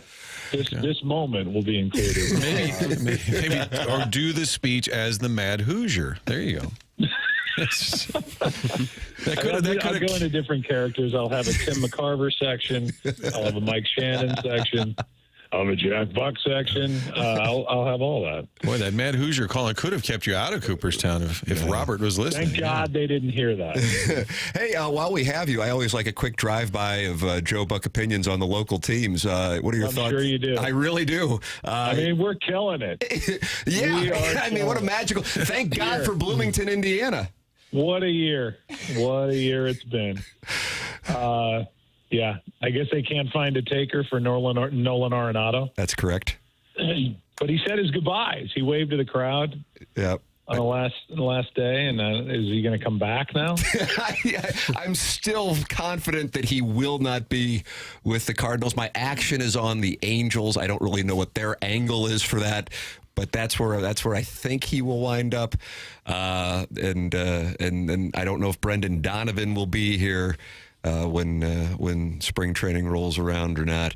It's a different kind of. I don't even know if when you were calling games as a young man, there was nothing really like this either, right? No, like with the Cardinals? No. I mean, you had the core of Langford and Zeal and Jordan. Gilkey, yeah. They added Greg Jeffries. I mean, they still were adding. I don't know why it has to be, one or the other. I think you can still – they're still going to have to field a team, and they're still going to have 9 people out there. So I don't know why, there are assets, I think, and there's got to be a little bit of money left over, to try to lure some free agent here. I think you can get, I would imagine, having not been in on any of these discussions, somebody that skews a little younger that you can build with, that as the prices come down in the free agency market, you can get people somewhat excited. I mean, or make a trade where you get somebody back that is like on the cusp of being a good player. Although I guess the only chance for that would be in a Brendan Donovan trade. Yeah. I feel like, for Nolan, it's just going to be a salary dump, and you're not going to, player-wise, you're not going to get much. It's just you're just trying to take some of the price out of what you're paying. And open up a spot.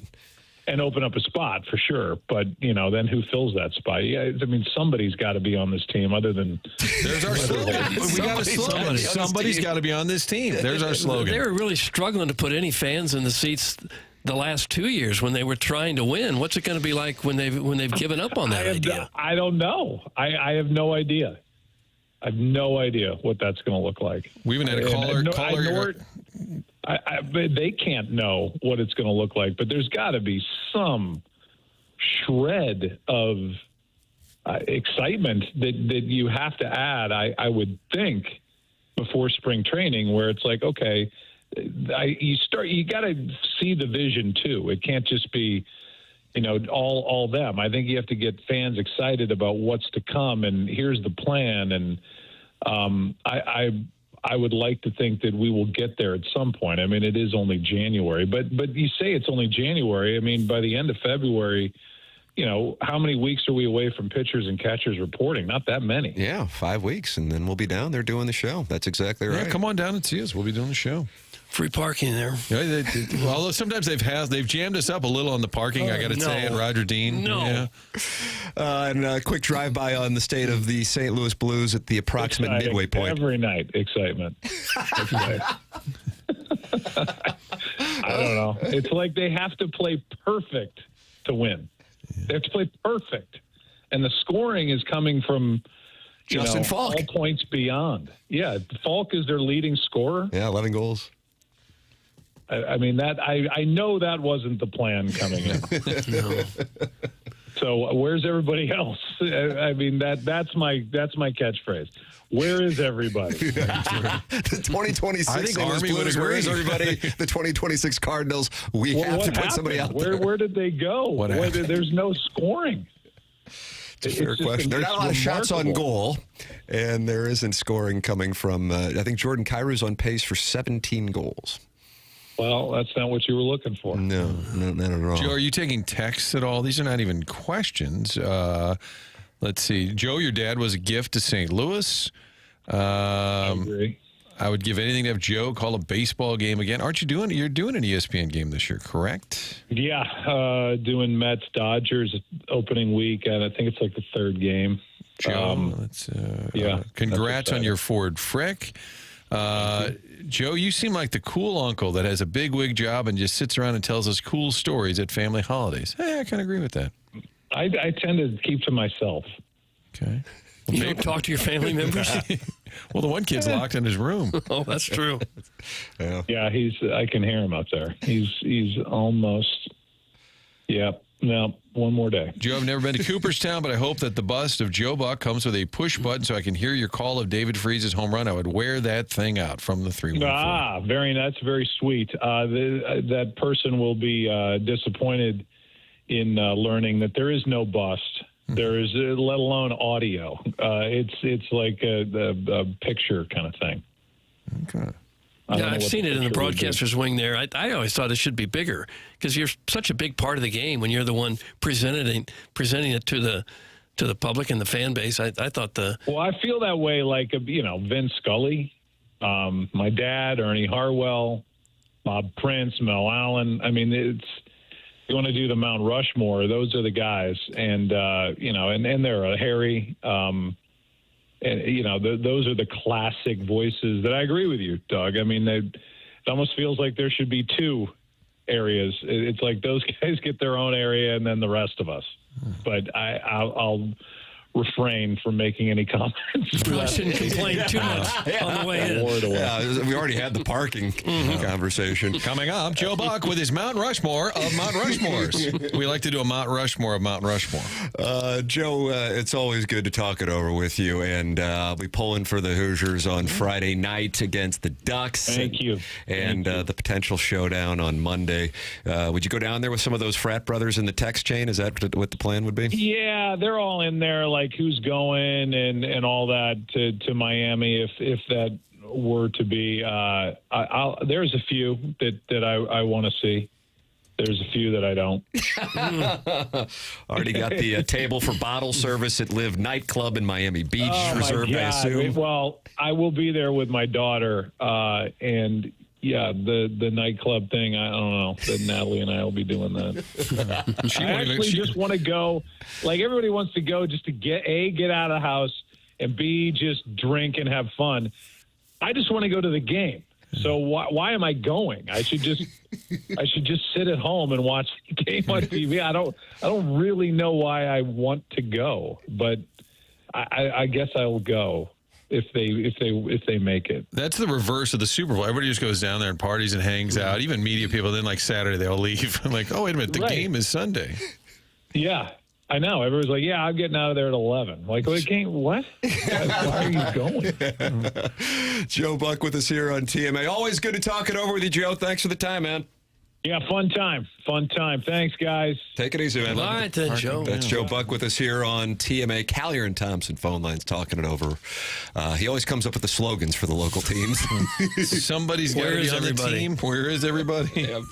It's the state of the sports universe in St. Louis. Good to talk it over with Joe. Your thoughts on the conversation, 314-399-9646. And you're welcome to talk it over in the Michelob Ultra YouTube chat, youtube.com/TMASTL. Jeremy Rutherford's going to be with us, taking your two-part questions on the Blues, one of which can be, where is everybody? And then you can come up with your second one. That's coming up at 8:50, brought to you by McKernan. This is The Morning After, presented to you by Brown and Crouppen on 101 ESPN and the TMA STL YouTube channel.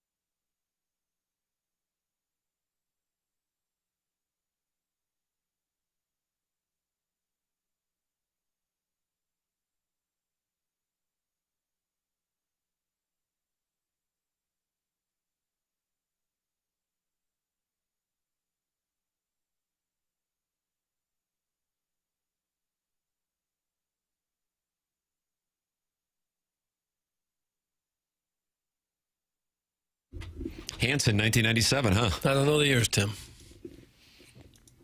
What we got going on here? Why do you think Hanson's being played, man?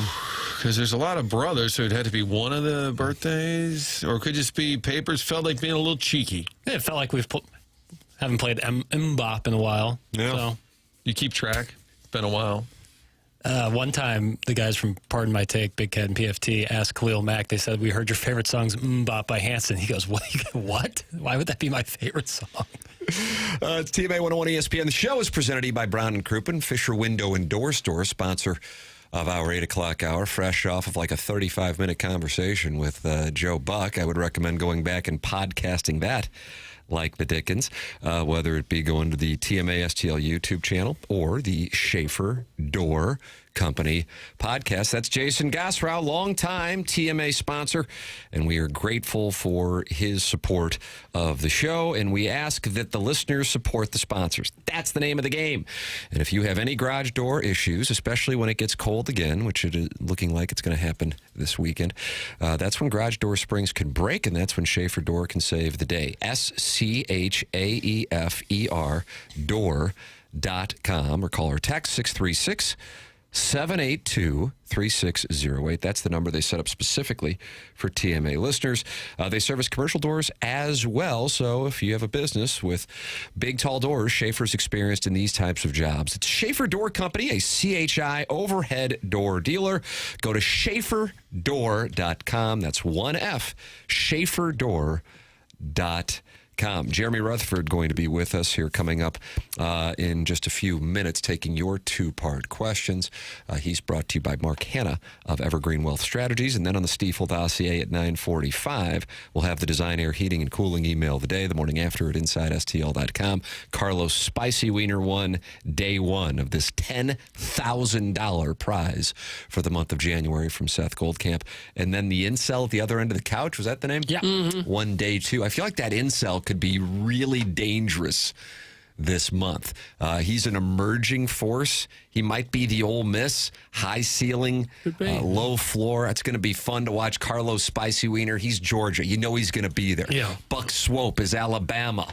Riot's dad is Ohio State. Is that right? But this Design Air Heating and Cooling Email the Day competition, it's bringing in a lot of people who have a chance to win the championship, just like NIL has. Thank you, Seth Goldcamp Martin, a longtime sponsor here on TMA. Yeah, love talking about Design Air and then doing business with Design Air. We needed a new HVAC unit. They come out, walk around, say, okay, where's this heating? Okay, you're going to want to do this. And what about the air quality? There's all these things that I didn't take into account till I met with the folks from Design Air. And then you have the installation team that comes in, so professional. And when it's done, they explain everything to you. The whole process is simple, and it's a big deal when you get that replaced. So you want to make sure you're with the right people, somebody that's going to be around for a long time. We already know that about Design Air. Cannot recommend them more. Love it. It's working great, and they call that the interface, Doug, where you can type and control things there. That whole little system, I call that the interface. It's unbelievable. The technology they have, just great operation from start to finish. Year-round, it's all you need to know. It's why we're always talking about it, and it's why we do business with them. Couldn't be more pleased with the folks at Design Air. For all your heating and cooling needs, you can get online at designairservice.com. There it is, the Design Air Heating and Cooling email today at 9:45. Get your emails in by 9:30. Send them in the morning after at InsideSTL.com, and you could get yourself a point on the board to win this $10,000 HVAC system that Design Air Heating and Cooling is giving away to the emailer of the month on the morning after. Jeremy Rutherford in studio with us, taking your two-part questions. Send them in, 314-399-9646. We'll have JR with us next here on TMA 101 at ESPN.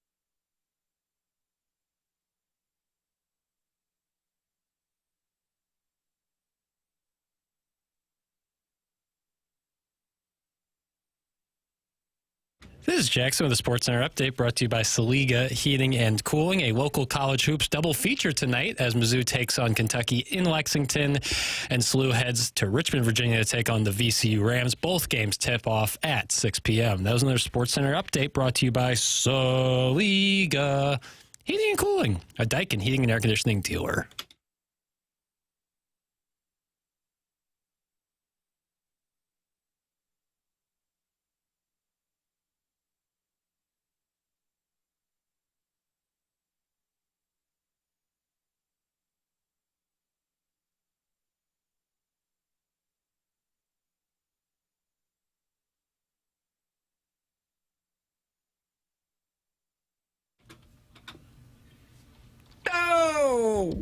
It's TMA 101 ESPN. Fisher Window and Door Store, 8 o'clock hour. Jam-packed here today. Joe Buck with us. About a half-hour conversation. I would recommend podcasting that, whether you do it on the TMA STL YouTube channel or the TMA STL app or 101 ESPN app. And now it is our pleasure to welcome to the program in studio with us. You can see him on the YouTube channel. Ladies and gentlemen, presented to you by Mark Hanna of Evergreen Wealth Strategies, it's Jeremy Rutherford. Woot, woot, woot. You guys go from a Hall of Famer to a guy who just wants you to click, I like that story at the end of the athletic story. I did like the Justin Falk story this morning, though. I have to tell you that. Appreciate Good interview. Yeah, you know, I've always, over the years, you kind of get wrapped up in stats, and you know, we use stats a lot in the articles. You guys, you probably do it too a little bit. And you know, I feel like when you're sitting down with a guy and you talk to him about his success, and he looks at you like, you know, like the team, the season, like you got to express that somehow in the article. So I've felt like a couple paragraphs in there, he tried to explain that, hey, look, he realizes he's playing better, but big picture, he wants 10 guys ahead of him in this scoring race. Are there two things in play here where some are superstitious? They don't want to talk about if it's going well, but then also they're just uncomfortable with it. Like if you talk to Brett Hull, I scored those goals. I mean, it's just some guys have that in their DNA. Yeah. A Justin Falk, real low key guy, doesn't want to talk about himself, but maybe also these hockey guys are also kind of superstitious. Yeah, and you have it nailed with him because A, he's low key, but also, yeah, there's guys, 3 feet away at their locker stalls, basically listening to the interview. And you wouldn't think that a guy in this season's going to come out and say, hey, look at me. All I'm trying to say is that I feel like some people reading or watching on TV don't truly get a feel for who the guy is, and I feel like Justin Falk's a guy who's been heavily criticized over the years, and you just try to take a second to explain that, look, he sees the big picture. He sees that the team's not playing well. Do you get the sense when you interview someone that they give you a lot of different things, whether they're sitting in a locker room next to teammates or alone with you somewhere away from the group? As you guys know, you can get a lot more away from the group, a lot more, especially one-on-one in a separate room. And I'll just give you a couple examples. One of the stories that I wrote at The Athletic years ago that to me, today it still touches me is when Alex Petrangelo, we went into kind of that vodka bar room next to where the players go. Yeah, absolutely. And it was just the two of us. And that's when he had the bracelet on, talking about how he and his wife had a miscarriage, and he showed me pictures, and they actually had a stone at the cemetery for the baby that they had the miscarriage, and he's tearing up. And then I said, listen, if you don't want to talk about this, I totally understand. And he said, no, it's fine.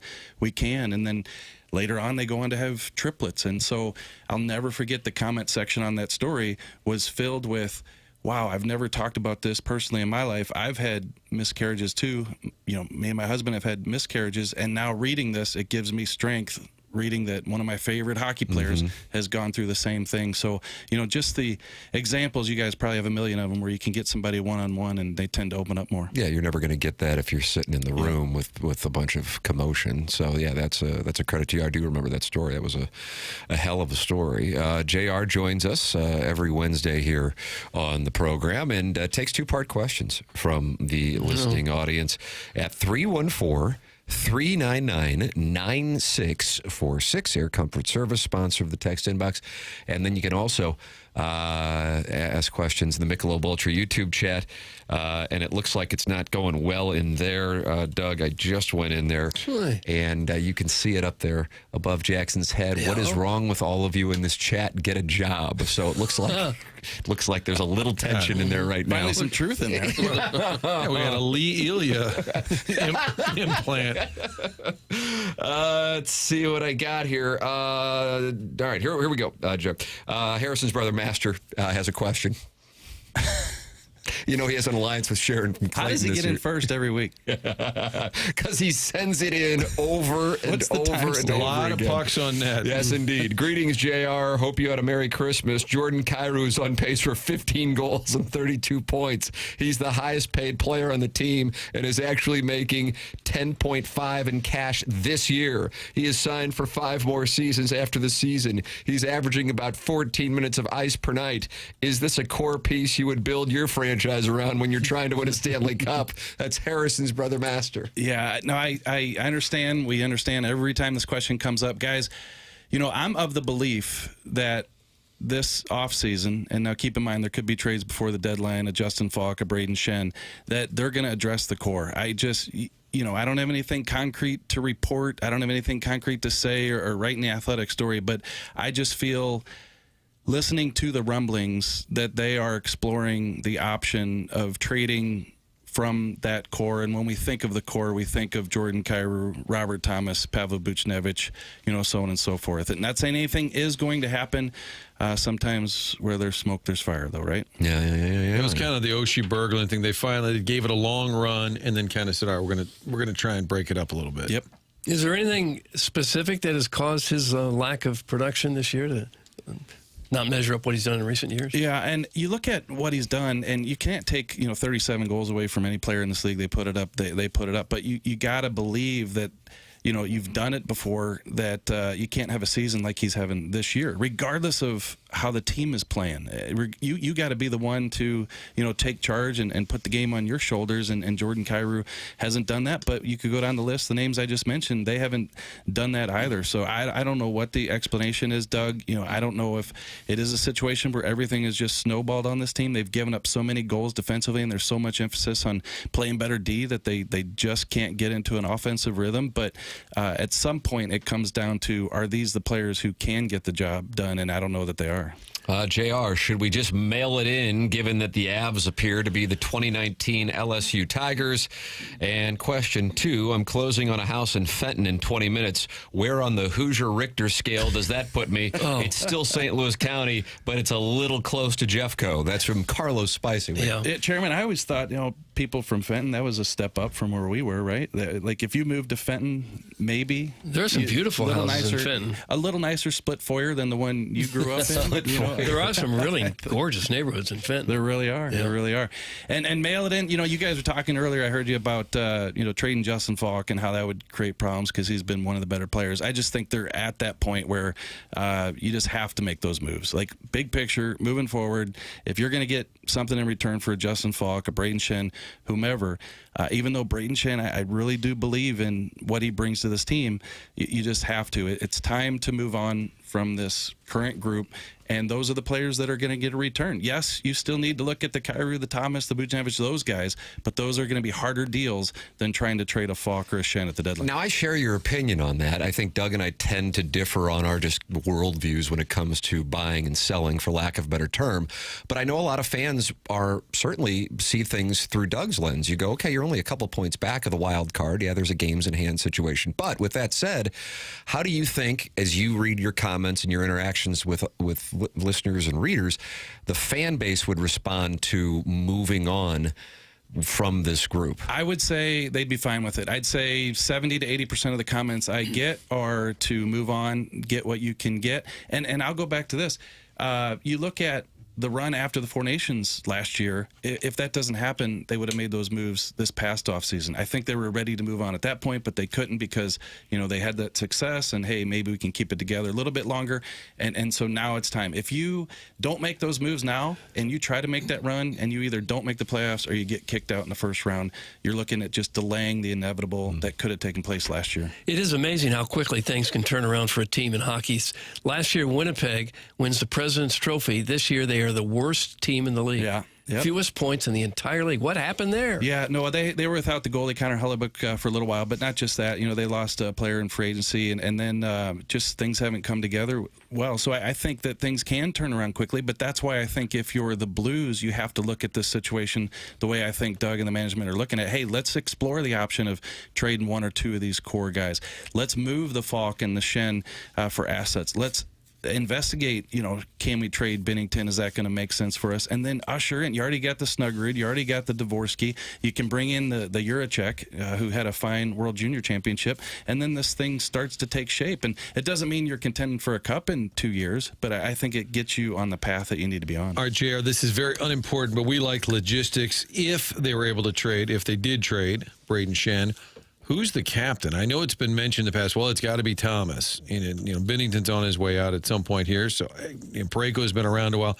I don't see an obvious choice, and I wonder if they'd say, well, we'll just hold off for a little bit. Yeah, they could hold off. And Doug said that after the last time. He said, hey, look, maybe we won't name a captain. And then he did some homework and talked to some people, and they said, yeah, it's probably, best thing that you do. And so he did name one with Braden Shen. And, whatever anybody wants to say against Braden Shen, I'll listen to anything. But, I believe in what he stands for and the tradition that he knows this organization has and what he tries to bring to the rink every single day. So I think he's been a great choice. If he does get traded, I think it's probably a two-person conversation. It's Robert Thomas and it's Jake Neighbors, and it would they give it to the veteran guy, Thomas, who's been here and was going to be the face of the franchise, even though he probably hasn't stepped into that level yet? Or do they want to give it to the guy who I think they believe is just, the description of a St. Louis Blues hockey player, and that's Jake Neighbors. And, if those two are both on the roster, and I know there's people around the organization that wonder if you gave it to Jake Neighbors, how would Robert Thomas react to that? There's conversation around the team about that. It'd be a major diss, wouldn't it, for a veteran? Yeah, just like it was to look around the clubhouse and say, nope, there's no captains here. Yeah, just like it was for Tarasenko. He took it that way. Like when I wrote that story about him leaving, his camp, that was one of the things that he pointed to as to why he wanted the trade, was that he wasn't given the seat. Lots of two-part questions coming in. Let me get my notes ready. Well, this one's this is a beat writer to beat writer. I don't know how often this happens in the industry, but Colts beat writer Brian Henson says Jeremy's looking cute. Thanks. So that's nice. Well, does that happen when you travel around the NHL? This is an NFL writer. It does not. Tell him there's LASIK deals in Indy. He could check into that. Let's see. Self-made stay-at-home Ledoux mom is laughing that someone said the words beautiful house in Fenton. So there are some beautiful houses there. There really are. Hey, listen, I don't have a lot to compare it to. Like, they act like I'm dissing, how do I say it? Huntley, right? Where Jackson, are you in Huntley? Yeah, he's Central Quarter all the way around. So I'm not saying Fenton is better than Huntley. I'm just saying Fenton is a step up for me, and then Huntley is like 6 more steps. It's all relative. Right. What's the Hoosierest town in Jeff County? Wow. What would be the 10 on the Hoosier probably scale? Get in a lot of trouble here. Right? Yeah. Cedar Hill. We were just talking about Dickie O in Cedar Hill the other day. Friend of the show. That's at House Springs down there, right? Yeah. I'll let him answer that one. Should the Blues trade everyone and go all in at a chance at Gavin McKenna? And is wearing a WNBA hat backwards as a 28-year-old man a red flag? That's from the Brothers Time. Boy, they're after you today, Jackson. Multiple things incorrect about that. Never wore it backwards, and I'm 27. That is not as big of a red flag. Jackson, see if you can go along with me on this one. Right. So WNBA hat backwards, no big deal. But what about the guys who wear the hat with over their ears? Over their ears? Yeah, maybe like a flat bill, but then the outside, it's I haven't seen that look. If that's the case, See, if there are Jeremy, people they don't see it because they're not down in our neck. if there's people who are doing that, So if you see that hat, it's bad for property value? Yeah, I would say. I would think so, yeah. If I saw someone wearing like a Monster Energy hat pulled over their ears. Right. Oh, my God. And whoever does that thinks that they're the best hitting coach in the entire state. Is that right? I didn't even know there was a tie-in to the game. DeSoto already has a couple votes for the Hoosiers talent in the area. A lot of votes coming in for the Dragons. Chairman's pointing at Doug that is the right answer. And it's not us. This audience likes to zip code shame. We would never do that. No, Right. no, I wouldn't. JR, what do you think about, I realize it's not, hell, the New York Giants famously are in a position to get the number one pick each of the last couple of years, and then they wind up winning games to ruin it. Teams with guys playing for their jobs don't go, hey, let's help the team out and lose games. That's not the way that it works. Now, an organization can put players on a roster that would increase the probability of it. What are your thoughts, though? Because I do see that line of thinking, let's blow it up and get McKenna. I can't believe we're talking about this. They've won 2 in a row. And they're playing tonight for 3 in a row for the first time this year. I think that it's a situation where, fans would enjoy that. I think fans would sit through the couple months of bad hockey to have a chance at one of those top picks. Although, it might not be Gavin McKernan anymore. He didn't have such a great World Junior for Canada. And the player that came out of that, Rosie, was Ivar Stenberg, who is Otto Stenberg's brother, plays for Sweden, scored the shootout goal, and now has made a case himself to be number one. We jokingly with Otto the other day said, could you guys be the Sedin brothers here in St. Louis? Ivar and Otto, what do you guys think? Doug, was that Daniel and Henrik Sedin? I believe 2009, they swept the Blues. Am I right on that? What numbers were they, Doug, on their jerseys? Oh, gosh. Yeah, you got to do show I remember people calling higher them numbers. the Sedin sisters. That because they didn't chaser like would them. get mad at them for taking a dive. Oh, the Sedin sisters are up to their old antics. Can't say that anymore. 33 and 22, I believe. Oh, okay. Were the jersey 33 and numbers. 22. Yeah, okay.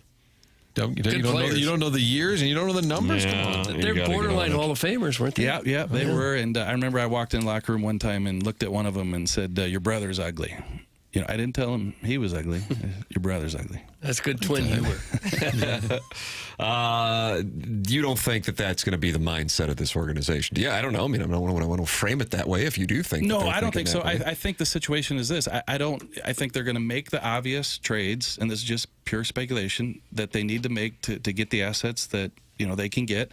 And then they're not going to add. They're not going to try to pick up players to increase their playoff chance. And then if they go on a run like they did last year, they do, and it's great. And if they don't, they don't. And then you go into the offseason, trying to explore, that core issue, I think. Just for the purpose of going down this road, because I'm sure in January 2019 you weren't having this conversation, and I know we weren't having this conversation in January of 2025. They have won 2 in a row. The last loss came in a hideous fashion, but to a team that had a historic first half in the Colorado Avalanche.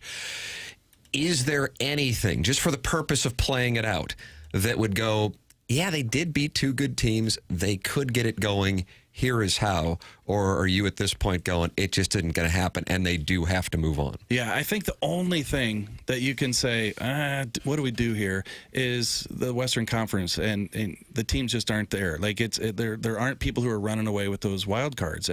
But you look at the Blues, yeah, they've won 2 in a row, but they also, the other teams have games in hand on them. I'm at the point, and I don't know what you guys think here, that they just are what they are. It doesn't look like it's getting better, and I don't make any move to try to improve myself to stay in this thing or hold out hope that you're going to get in the playoff. Any move that you can make that helps next season and beyond should supersede any thought about trying to stay in this playoff race. I heard Montgomery say, I think maybe it was last night on Martin's Little Show, that Martin's Little Show. Is that what you guys call it? Subtitle. Sports Final 10 now forever known as Martin's Little Show. he said he felt like maybe their puck luck has started to change. Yeah. Like they got every bad break that could happen to them early. And even in the Montreal game, it seemed like when the Canadians had a good chance to score, the puck would bounce off their stick. Like maybe that's beginning to change. You think that's there's something to that? No, I agree that has changed. On that little show, I think that's here we a good subject. He was to talking have about there. goaltending, and he was saying everything was kind of coming together for those guys, too. Yeah, I think the goaltending's been better, and I think there has been some puck luck. The only thing is, like Doug said a couple weeks ago when we talked to him, he said, hey, listen, we can hope for things to be better, but hope isn't a plan, and neither is puck luck a plan. You don't know when that's going to go back the other way. So those are the things I think that kind of tease people when you start to get those kind kind of things, and then you think, okay, maybe this could be like last year, and then you find yourself, sitting out of the playoffs, and you still got Shen and Falk and these guys on your roster, thinking about what you could have got for them. In the midst of this great hockey discussion, I look up to the YouTube chat. Tim, the Michelob Ultra. What's YouTube, going on? They're all talking about Barnhart. Okay, there's a lot. They're getting a lot of votes up there, or they're campaigning. I'm not sure which it happens to be. Otto? I think Otto's got to be in the Otto. Is Otto a town? Is that even Jeff Colo? I thought they were talking Stenberg. Okay, it is. Yeah. So we're talking Otto as a town, not the player I've never even Stenberg. heard of it. OTTO? Otto, Missouri? If there's a listener in Otto, please jump in the... Doug, we got one from the Sick Man. And he's got a two-parter. Should they trade Binnington, who is backing up Hofer? Also, who on the TMA dais would be the best kisser? I think it would be Tim, right? That's from the Sick Man. Yeah, well, he's got his name right. He's sick. It's kind of kink shaming, though, a little bit. I mean, just so you know.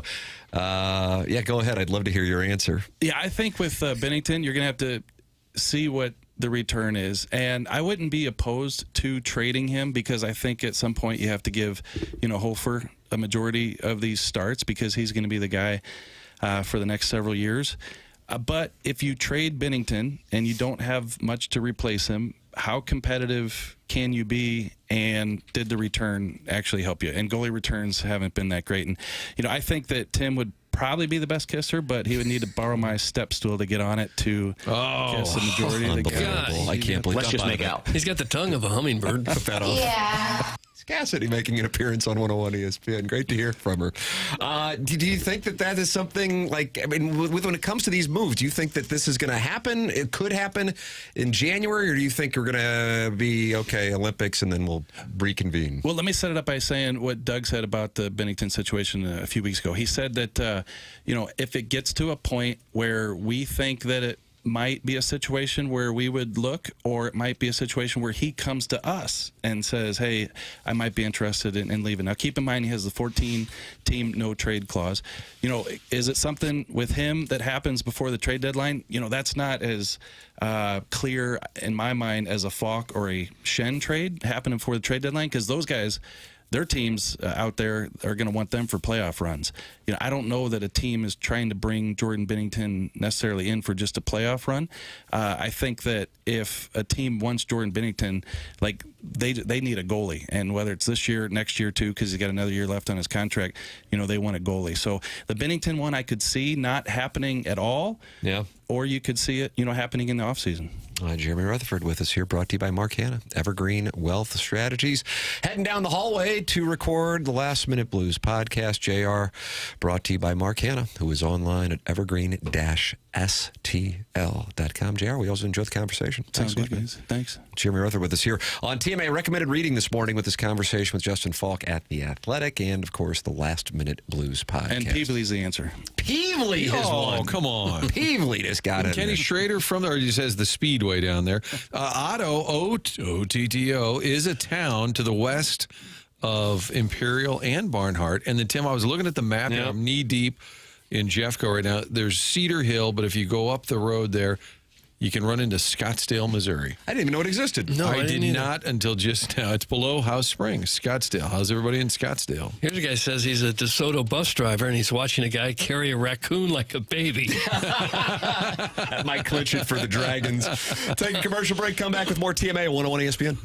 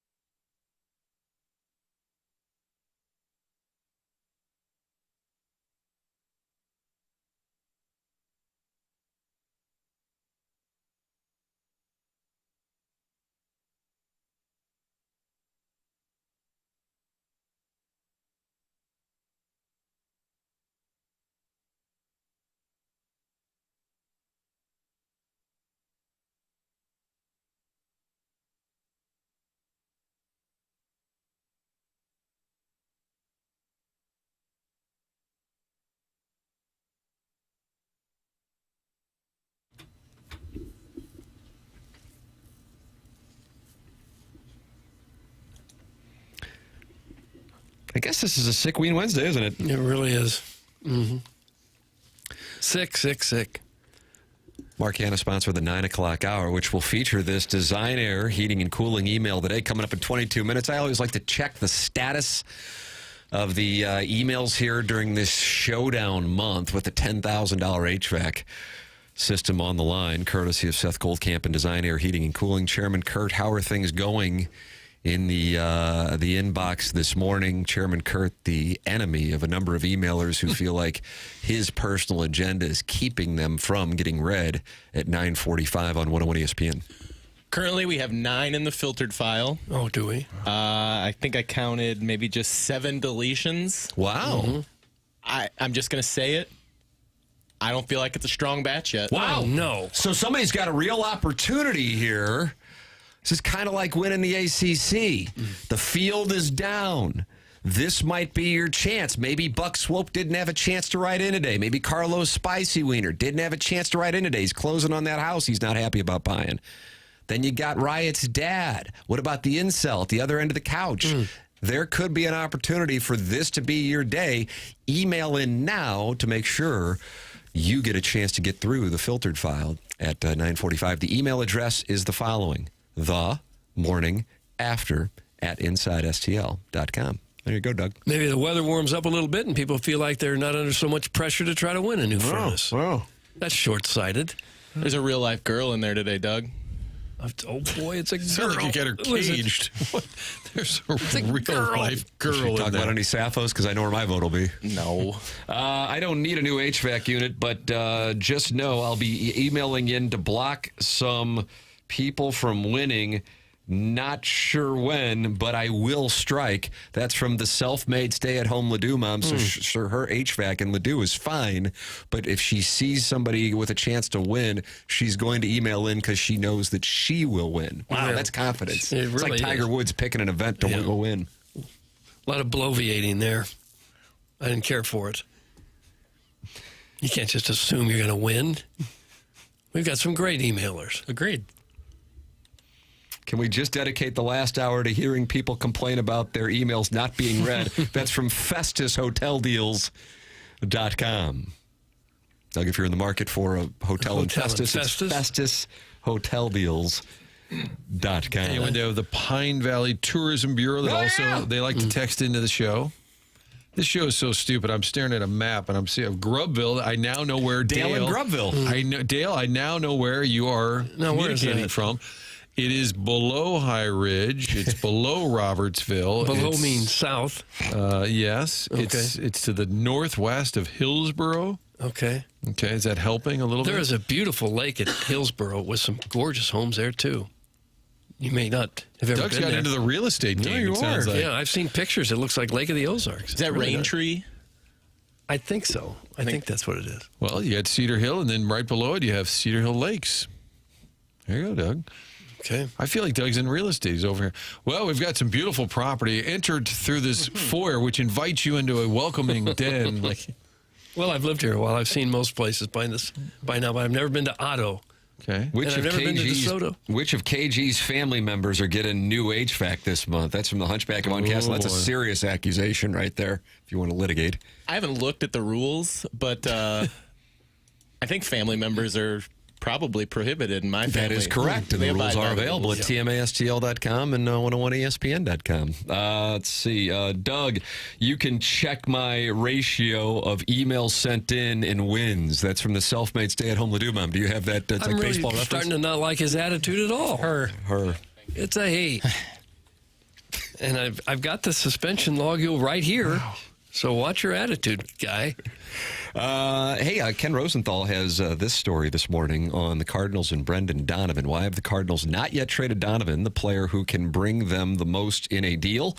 It comes down to a difference in perceived value. The Cardinals view Donovan as a star player, while not all clubs see him that way, according to people briefed on the conversations. Donovan, who turns 29 this month, offers many appealing qualities, from his swing decisions to his bat-to-ball skills. Doug, bat-to-ball skills. Do you like that term? No, I like swing decisions. Verbiage again. His defensive versatility to his makeup, but his career best F WAR achieved in 2024 was 3.2. Nico Horner was 4.8 last season. Starling Marte, 4.6. In the latter, in only 126 games. Donovan also is under club control for only 2 more seasons, the second of which is threatened by a lockout. The Royals remain among the teams interested, but if the Cardinals prefer premium young bats, the Mariners are perhaps the best fit. That is a note this morning from The Athletic. Ken Rosenthal and Will Salmon. Didn't our crack staff, was it Saucy Jack that reported Seattle? Jackson Saucy Jack. It was either Saucy Jack or Big Saucy. Yeah, you're right. It's one of the two texted in with hardcore information and then backed it up with some explaining of their sources that he was going to Seattle. So it got a little quiet on the Brendan Donovan front. But Brendan Donnie, that boy is scrappy. Yep. I have a fun fact about Donovan. He was born in Würzburg, Germany. Yeah. Like military Isn't that kid. fun? It is fun. It's a good time. I guess his dad was in the military. Yeah. You can text in 314-399-9646. That's the Air Comfort Service text inbox. Email in. Get your emails in now. The morning after at InsideSTL.com for the design, air, heating, and cooling email today. And you're always welcome to call in. Callier and Thompson, sponsor of the phone lines, 314-974-0101. That is how you can call in to this presentation. It is TMA, presented to you by Brown & Crouppen on 101 ESPN.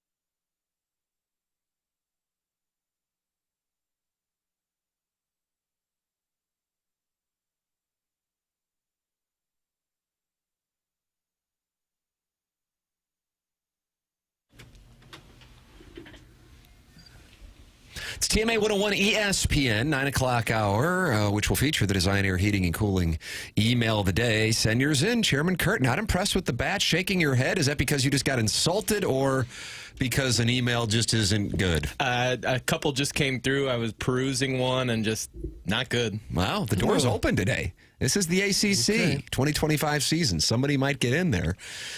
Email in the morning after at InsideSTL.com. We have some fun with audio here, and it's going to be delightful, Martin. Papers, what do we have? So yesterday I was talking about Frank Cusimano, who we love, his segment that he would do on KSDK where it was going to a different restaurant, trying some of their signature dishes, and he had done a lot of them. And Larry Thornton, who used to produce for KSDK, sent us over a supercut of him reacting to some of the food.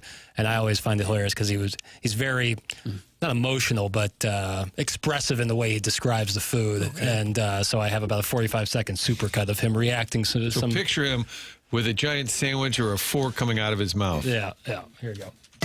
Oh, my goodness. Oh, my goodness. Oh, that rum. And that hummus. You can taste the fresh pesto.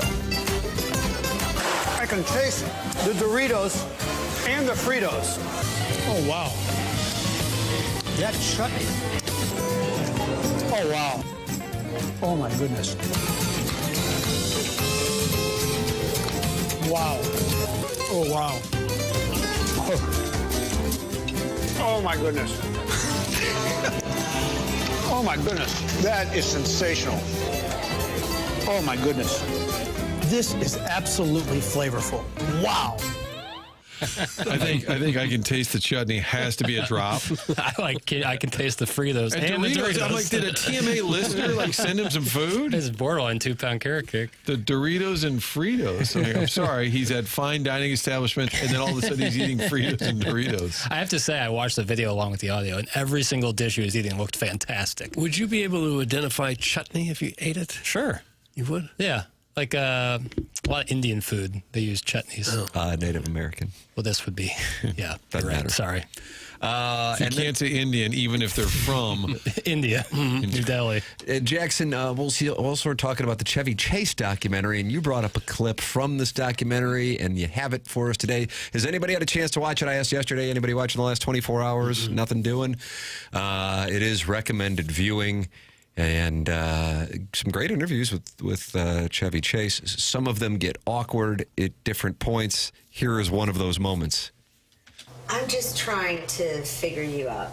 No, it's not going to be easy for you.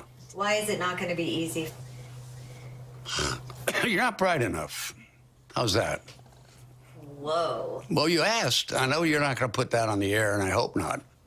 But my answer is, I'm complex, and I'm deep, and I can be hurt easily, and I react spontaneously to people who want to figure me out, as it were, as somebody who will hold up my guard.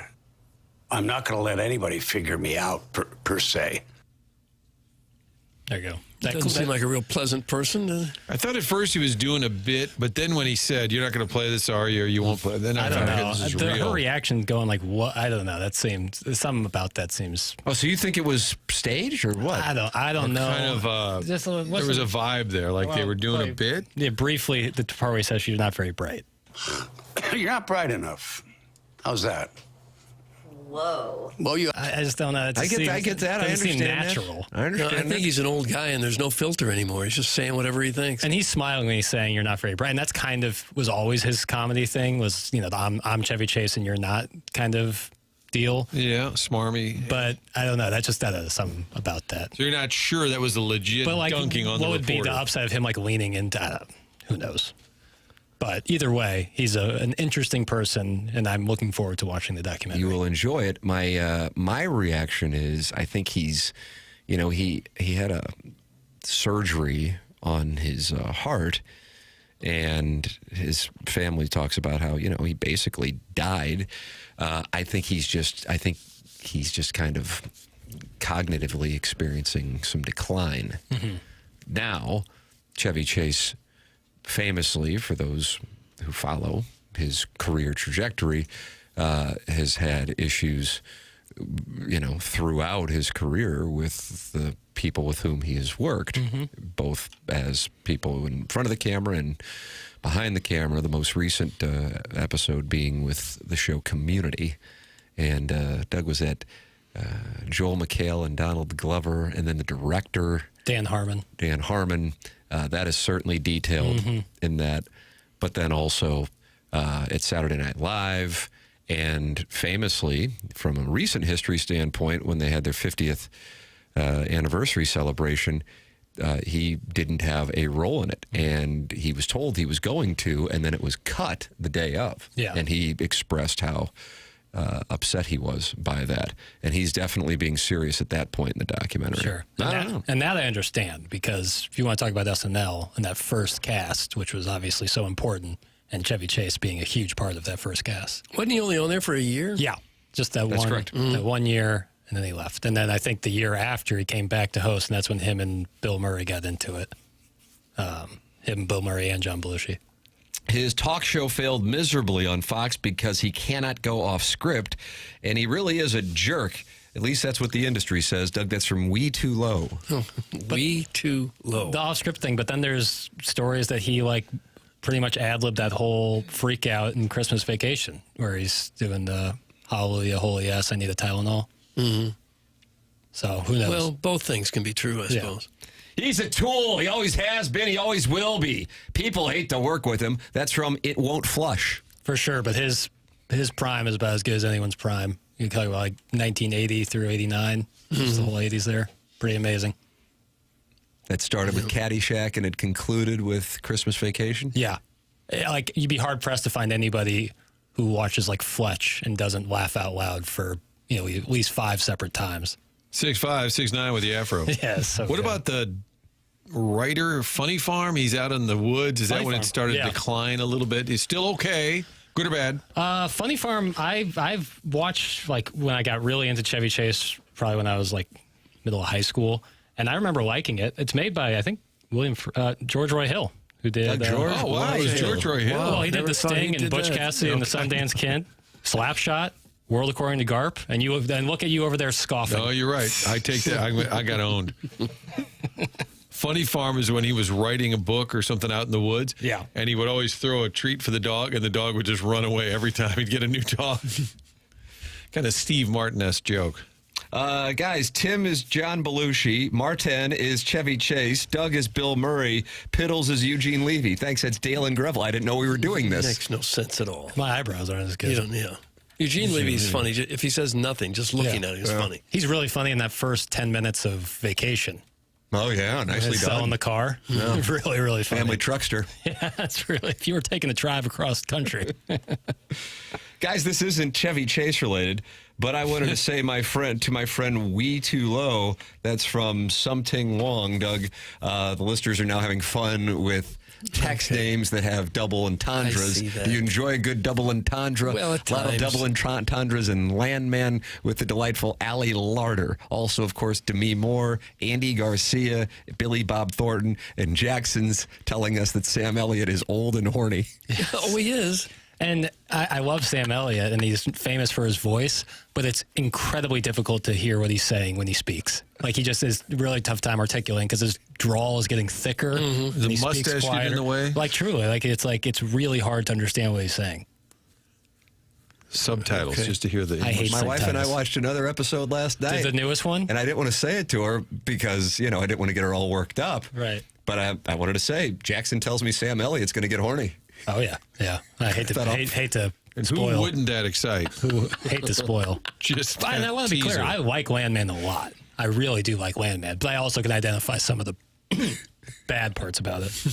Was that cough intentional? No, sir. I could feel some sort of fluid in my thoracic cavity. Guys, Sam Elliott is 81 and he's playing Billy Bob Thornton's dad, and Billy Bob Thornton is 70. I know, dude. It's like I was wondering about that as well. They're hugging. Is and Billy I'm Bob Thornton 70? I saw this. He's 71. Is he really? I was looking at this yesterday. I don't know why. Yeah. He's Billy Bob 71. Thornton's 71? Yeah. I was going to guess 66, but even then, the whole dynamic of the fact that Sam Elliott's playing Billy Bob Thornton's father. Right. That part is tough. But I mean, Allie Larder playing Michelle Randolph's mom is, I guess, believable mathematically, because I think Allie Larder is my age, and Michelle Randolph, the daughter in the show, is 28, even though she's playing a high school senior. Yeah, right. Going to TCU. Yeah, there's been some bad examples. Like, I think one time, in Blow, Ray Liotta plays Johnny Depp's father, and Ray Liotta's like 2 or 3 years older than Johnny Depp. And Sally Field and Forrest Gump playing Forrest's mother. Anne Bancroft in The Graduate, there was a phenomenon with regard to age. I don't think she was much older than Dustin Hoffman, even though she was was that a hot wife situation? Yeah. Well, I don't want to spoil, but he also gets with a daughter, right? Doug, what is that called? I don't know. Don't kink shame, please. Where'd you go, Joe DiMaggio? Did you? Nation turns its only eye Martin, to you're you. cutting this off. It's magic. Sorry, I'm sorry. Dude. I'm reading about The Sting. Oh, so budget, good. It's a great movie. Budget $5.5 million, and this is back in what, early 70s? 72 or 3. Box office $257 million. Yeah, that's our guy George Roy Hill. Robert Shaw doing some great work in that. Robert Shaw. I was reading about Billy Bob Thornton's phobias. Says he has a strong aversion to antique furniture. If you've heard any interviews with him, he's kind of an odd duck. He also dislikes heavy, dusty drapes. What? Kind of an odd duck, but always good in anything he does. Fargo season 1, just incredible. Yeah. And he was the voice of the Cardinals' 2006 World Series film, which is an incredible World Series Have film. you crossed paths with him, Martin? I feel like you with the Didn't we have him skipper. on our show once? You guys probably had him. He would always be coming through St. Louis doing music, though. And so you'd have him on. They're like, he can call in for 10 minutes. You're like, hey, remember that time when someone goes, well, the band's playing tonight. You're like, okay, one of those deals. But we were on the dais, probably in the green room a little bit they had a LaRussa roast at the writer's dinner. And that Billy Bob got up and said, I'd like a moment of silence for Dave Duncan real quick. And everybody just got uncomfortable. He goes, that's for his personality. He had a bunch of dry, kind of funny jokes. Seems like him and the skipper would have been I think they're friends. I think they're friendly. Yeah. You could do a conversation between Blade Thornton Sling. and Billy Bob Thornton. That Sling Blade, there's a whole backstory, though. The this will activate the junior bills, Tim, but the Hickenlooper. Oh, sure. That was a filmmaker. Yeah.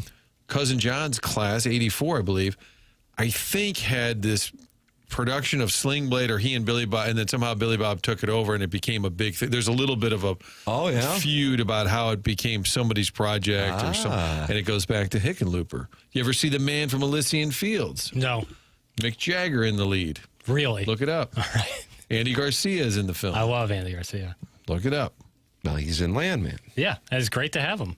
And Again, it's like they have like Demi Moore, Academy Award nominee. You get Billy Bob Thornton, I think, has been nominated for stuff. Andy Garcia, and then it's just Allie Larder in the old folks' home. It's like, what are we doing? When those two pop up, I mean, delightful to enjoy visually, but as far as their characters. Right.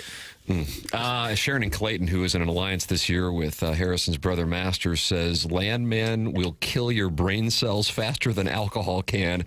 Can't watch it anymore. Sam Elliott saw a 20-something in a bikini. It's not a big reveal to say he's about to get horny. That's from Sharon and Clayton. She's not happy. No, I'm just saying that the only notes that they give Sam Elliott, it's like either you're sad or you're horny, and there's no in between.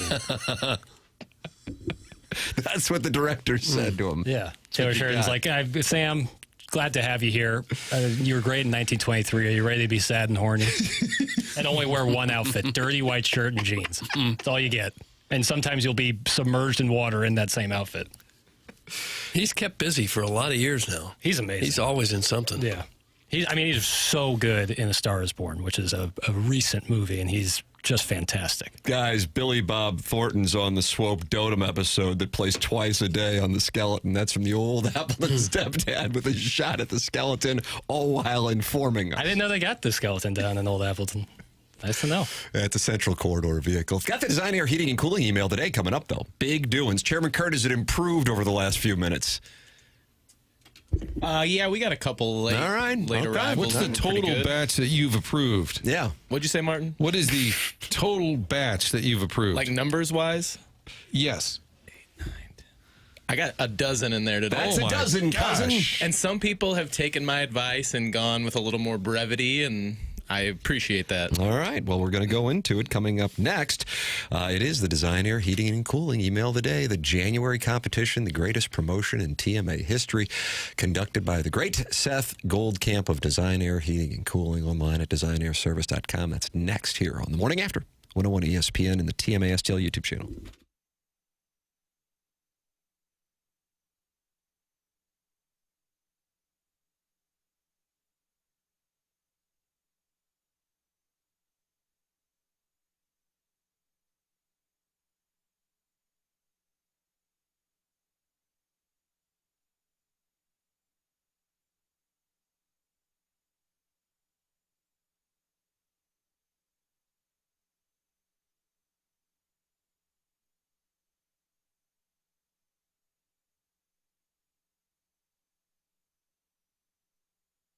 Michael's Flooring, family and locally owned for over 30 years. Michael takes great pride in helping and making sure his employees are happy and making a great living, because that then is going to be passed along to you, the customer. Had lunch with Michael, I would say about a month ago. Great conversation. And when you're sitting there and talking to him, you can just sense how passionate he is about what he does and making sure that you, the customer, save money and have a positive experience when you do business with Michael's Flooring. Online at igotfloored.com. There is a reason that Michael's Flooring has continued to grow throughout the 31 plus years they've been in business. Employees love working for him as they feel like family, and he makes sure they're taken care of. And this then rubs off to the families buying the product, as they know they have the best interest of the buyers at heart. It's Michael's Flooring with 3 St. Louis area locations in Creve Coeur, Darden Prairie, and St. Peters. Come see why people are loving it and floored by Michael. Make sure you visit igotfloored.com.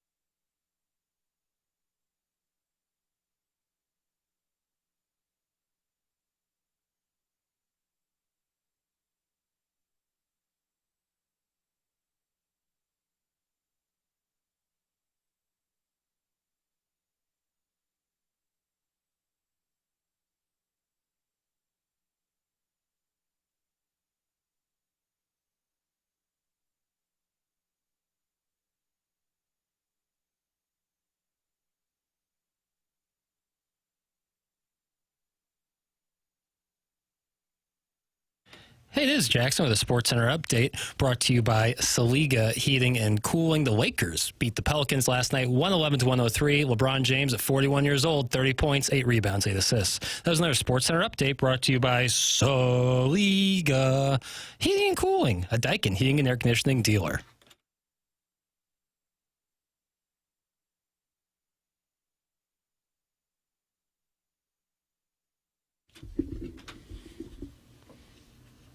Doug, a tribute to the Sting. Mm-hmm. This could be email of the day music. It's similar to email of the day music.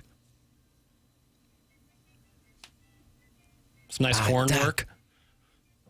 You hear a licorice stick in there? Sure. The program is called The Morning After. It is presented to you by Brown and Crouppen, Marcana, sponsor of the 9 o'clock hour. In the 8 o'clock hour, we were joined by Joe Buck and Jeremy Rutherford. So I recommend podcasting the program. Joe Buck was with us for like a half hour. JR with us for about 20 minutes. And then that sets the stage here on the Stiefel dossier for the Design Air Heating and Cooling email of the day. This is day 3 of the most storied promotion in the history of this presentation. And that is Seth Goldcamp of Design Air Heating and Cooling giving away a $10,000 HVAC system to the winner of the Design Air Heating and Cooling Emailer of the Month. On day 1, Carlos Spicy Wiener, a legend, a Hall of Famer. He picked up the win. But then yesterday, a newcomer in Indiana, and Ole Miss made an appearance, and that was the incel from the other end of the couch. Today, who's going to claim that important point? It's time for the Design Air Heating and Cooling Email of the Day. Do I aim for girth and new sexual lingo that no one asked for, or lean towards brevity and getting blue-balled? I want to so badly take shots at Spicy Wiener, or instead at the erotic AI message bot tag named Incel across the couch. Am I still composing an email of the day, or has the 2-week holiday whiskey binge finally caught up to me? I swear I started this wanting an HVAC system, but at this point I feel like I've entered a deep, dark, and lonely Pornhub black hole. I didn't intend for this. I'm just sad and horny. Sam Elliott, myself, and Doug will find a way to fight through this, though. Don't give up on us, Tim. With your support, I believe we could overcome anything. That's from the Tin Man. The Tin Man. Morning, boys. I've been losing sleep over this chandelier conundrum Doug is dealing with. Have you thought about having the Kirkwood High School cheerleading teams come over and do a couple human pyramids so Doug could scamper up there and get that gosh darn light fixed, then dismount with the fabled 3 Lindy into a full Van Dam? Was it the Triple Lindy, though? Triple Lindy, Rodney Dangerfield back to school? I think so, yeah. Just a thought. Till tomorrow, that's from the Heiser House Hooligan. Oh, he'd been complaining about not getting through. Heiser House Hooligan. And then I guess he has a message that was specific for you, Chairman, that was to be read off air there at the end. All right. My wife hates this show, but she also hates our HVAC system. She has encouraged me to win this system for our family. She said if I win, she will reinstate my conjugal visits with my boyfriend, Simon, in the Coles dressing room in Wentzville. Anywho, please give me your vote. If she gets the heat, I get the meat. Gotta scoot. That's from the wee OG Gooner, formerly known as Doug's Microphone Shadow. Doug's Microphone Shadow. Greetings, boy pigs. On today's edition of the Onboarding Hour, we're catching Martin up on a doozy of a final hour yesterday. A good portion of discussion was devoted to goiters, boils, and hemorrhoids, also known as beef gaskets. Of course, Doug brought his 30-plus years of hardscrabble journalism by asking the tough questions like, where do you get to see these goiter people? Tom Hank and his ice skate tooth surgery in Castaway also came up, only for the group to come up with the collective hot take that it looked like it hurt. We also learned that immigration rules to St. Charles County are more defined than the ever-expanding waistlines out there because, quote, gout is a prerequisite to make sure you're allowed to live in Cottleville.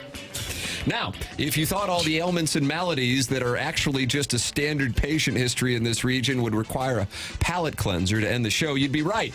Cue the talk of St. Louis dining trends for 2026, including beef tallow is back, smash burgers are going to be big, and vodka sauce has reemerged like Panther from under the bed. Doug also pointed out a lot of people's best friends is their phone. So between the screen time addiction, increased fat intake, and dining trends, and goiter people walking around, no wonder the attendance is up at, quote, drug church. At least one listener reminded us that fiber is nature's broom, so start munching on broccoli and bran muffins, and maybe 2027 we'll have better prospects than a lady wanting Iggy to put a little effort into sex. Sincerely, Martin Ketchup. Martin Ketchup. Is it spelled He's like new. the product ketchup or the word K-E-T. ketchup? Okay, like Heinz. The proper You can term spell is ketchup catsup. so many different ways. This is from a real girl? I don't know if it is or not. Hey, fellas, Sharon, longtime listener, sometimes emailer, always voyeuring. Just finished watching the last 5 minutes of Major League. How does Willie Mays Hayes know not to run on the first pitch after the bunt play is on? Then was Willie running in quicksand? I mean, the first baseman catches the throw, turns, looks at the ump, and then throws home. Mind you, WMH had already rounded third before the third baseman fielded the ball. Finally, why is not a single fan that rushes the field wearing Indians gear? They then pan the crowd who obeyed the law and stayed off the field, and not a single one of them are wearing Indians gear. Then they show Jake walk over to the cheating ex, and now that Jake is going to the World Series, she's interested? Movie's an absolute disaster. Thanks, fellas. Stay classy. That's from Sharon, but not to be confused with Sharon and Clayton. And yes, I am a real girl. Well, I don't know. Sharon, and yes, I am a real girl. Jackson, you are the owner and operator of Movie Boy, a wonderful film podcast. Have you ever tended to these holes in the plot? I got to rewatch. I'll have to rewatch to know what she's talking. I feel like when they pan to the crowd, a lot of people are in Indians Now, gear. see, it was shot in Milwaukee at County Stadium, Well, right? I was at Martin? Marquette because they would put up signs. You want to be an extra. The guys in the outfield who were playing on the drum, they're certainly in. Yeah, but that might have been on a set. Or it could have been at Likely. County Stadium, but it was an ISO shot as opposed Right. to the crowd shots. Yeah. But why did this come up? She sent the email. No, I know, but I.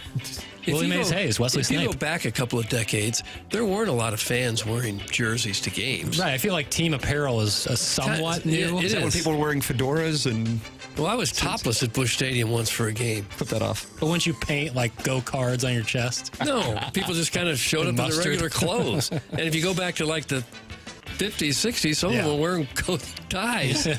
Same with the umpires. You look at that video from when Gibson struck out the 17 in the World Series. They panned to the crowd. People are wearing ties, white shirts and ties. And 15 years later, gentlemen are showing each other's chest bushes? Yes, exactly. Ground beef. Doug, did you have a hat that said press on it when you would go into the locker room? Fedora. Between the riveting traffic light discussion in the 7 o'clock hour and the lack of any dweebs calling in to humble brag about traveling to WNBA games, I'm a little light on material. This ma'am, I mean. But as Jason Barrett famously said, we have to get better at teasing. So I'm going to go ahead and tease this 6-hour, 2-part Swopes Picks. Oh, wow. Oh, wow. There's a 6-hour, 2-part Swopes Picks coming up, Doug? 6 hours of Swopes picks. You want to come over and listen? No, pass. Wow. Buck Swope's working on a 2-parter. I've been working on revolving around Lisa Ann's relationship. Has anybody been interviewed for this yet? I haven't. No. Would you have to sign an NDA? Yeah, I guess if I had been, I couldn't You wouldn't say be allowed anyways, to? but I haven't. Oh, I want to be interviewed. I mean, I feel like the guys on the show should be I able would, to. I would think. If it's going to be 6 hours, what else would he's got to have something else in it than show audio. I wonder if Lisa Ann's been interviewed. I Swope, what's going on? Yeah. Color me intrigued. Yeah. He's getting better at teasing. Yeah, so I'm going to go ahead and tease the 6-hour, 2-part Swopes Picks I've been working on. I hope he's interviewed. Revolving around Lisa Ann's relationship with TMA, which coincided with what one could call the peak Strode era.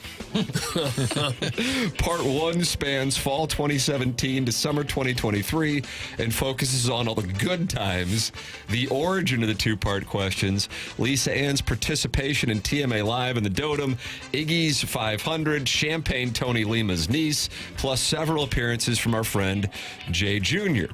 It opens back in 2017 when Lisa Ann first became a recurring weekly Friday guest.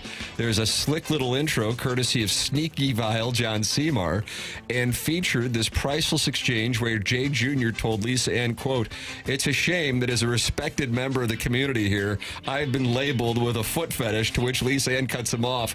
"Wait, is that a picture of you online with all the feet on your face?" That's from Buck Swope, DBA The Recess Lady's Breast, and he has included that picture. And boy, does Jay have a smile on his face, and it looks like about 6 women have their feet on his face. Where he's on the floor. I don't know what watering hole we were at, because it happened at many of them. I want to say Hot Shots Webster is what happened. Probably not Bricktop or Brio. Maybe. Don't know. I woke up bright and early, ready to start my busy day, pretending to be a 56-year-old bi-curious plumber from Spanish Lake on the TMA Reddit page. I slipped on the freshly pressed 3XL morning grind t-shirt my mom laid out for me and dove straight into the relevant discourse, namely Iggy renting a hotel room just to watch stag films. Of course, the thread has shifted to auditing his alleged 500 conquests while completely ignoring the real issue. Why would you rent a hotel room and then pay to watch stag films alone? And sometimes you would do it with other guys. Regards, Doug. That's from Scott. Okay. Scott. That's it. Scott. Scooter. Tim must be related to Benjamin Button because he gets younger looking every day. But this email is about the whimsical story of how I got into consensual dominance and submission in the bedroom. Why would we need that? I need it. Times are tough, so I decided to donate at the Sunset Hills Cryobank for some cash. It seemed legit. Mizzou diplomas on the wall, journalism major with a minor in sexual medicine. I was like, "Doc, even with the magazines, I'm really having a tough time getting this done." He just smiled. "I'm going to try something unconventional. Just trust the process. I'll get that nectar." Doug, do you have a problem with that phrase? I don't care for it at all. Nectar of life. With that, 2 inside crescent kicks to my groin. Then he yelled, "I make kicks, you make honey. I make kicks, you make honey." That's from Ali. And then the last name is Vadinia. Ali Vaudinier. I believe it's French. Wins it all. It's been a great start to 2026. I've been gambling on both sides of a game so I can post my winning sides on social media. A humble brag about my unit size of $8.75, and it is obviously getting some traction. Now, inspired by Tim's miraculous slap tear recovery, I've been hitting the heavy weights. I've been throwing the 20s around like they were 18s, but yesterday was a step backwards after Jackson inspired me to go get a WNBA hat, and when I got home from work, some kids on bikes took my work briefcase from me. That's from Shooter McGavin, the vice president of Otto, Missouri. We were right there with Pine Lawn. That's funny. Good morning, fellas. I can't begin to describe the relief I felt yesterday when Doug said he avoided a pregnancy scare. I thought for a second that the vasectomy that I had was breached. Oh. So same time tonight, Doug, behind the Keating Center at Okay, Kirkwood. that's enough. Specific. Who was it, Tim? It's from Bobby Greenbacks. Okay, Bobby Greenback has been suspended for his language. He's been suspended a period of 2 days' time, and his name, as we speak, is going into the suspension logule. No, it doesn't feel very good. Is this Harold with the 2 R's a good one, Chairman Kirk? Because it's got some length issues that Doug probably... It got nixed. It just got nixed. Good for you, Chairman. And finally, do you like when my tongue swells around the part of your inner thigh that gets chafed after waddling around Six Flags for a few hours? Oh, you can't read that. It's in the filtered file. Yeah, that's good. I hate to see the unfiltered. Hate to see what didn't get through. I could tell he was struggling as I entered the latrine. He had both of his arms pressed against the wall for leverage. This is dotem. Not according to what I see here. And he was nearly giving himself an aneurysm trying to force out the dry spice gabagool loaf that he recently ingested by way of it crowning from Zane's pulsating Sibian. But that loaf crowned and my lips browned, Doug. That's T. Terry Stop TT saying Boy. things like that. The T stands for text in now to place your bid on a TMA host joining your foursome for the 21-21 Dotem. Bids will be taken anonymously to our cesspool of a text inbox where no binding financial or contractual agreement has to be made for this to happen. All winning bids must Venmo at Hot Dogs for Cuties by 11:59 p.m. Mountain Time, or the next highest bidder, which is likely the same trolling boy, will be chosen. Okay. That's T. Terry TT Boy. And that's what we have. For the Design Air Heating and Cooling email of the day, we will file our winners into the secret ballots, and we will announce the winner coming up here in approximately 45 minutes. Martin is headed onboarding after the Papal Conclave, and we will announce the winner coming up. The program's called The Morning After, presented to you by Brown and Crouppen on 101 ESPN.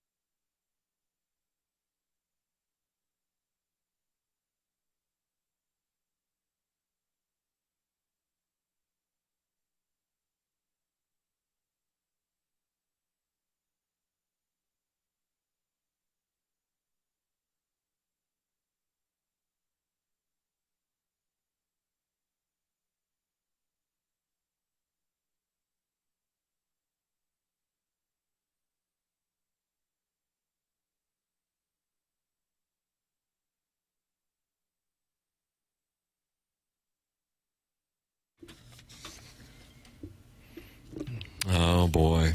Christopher.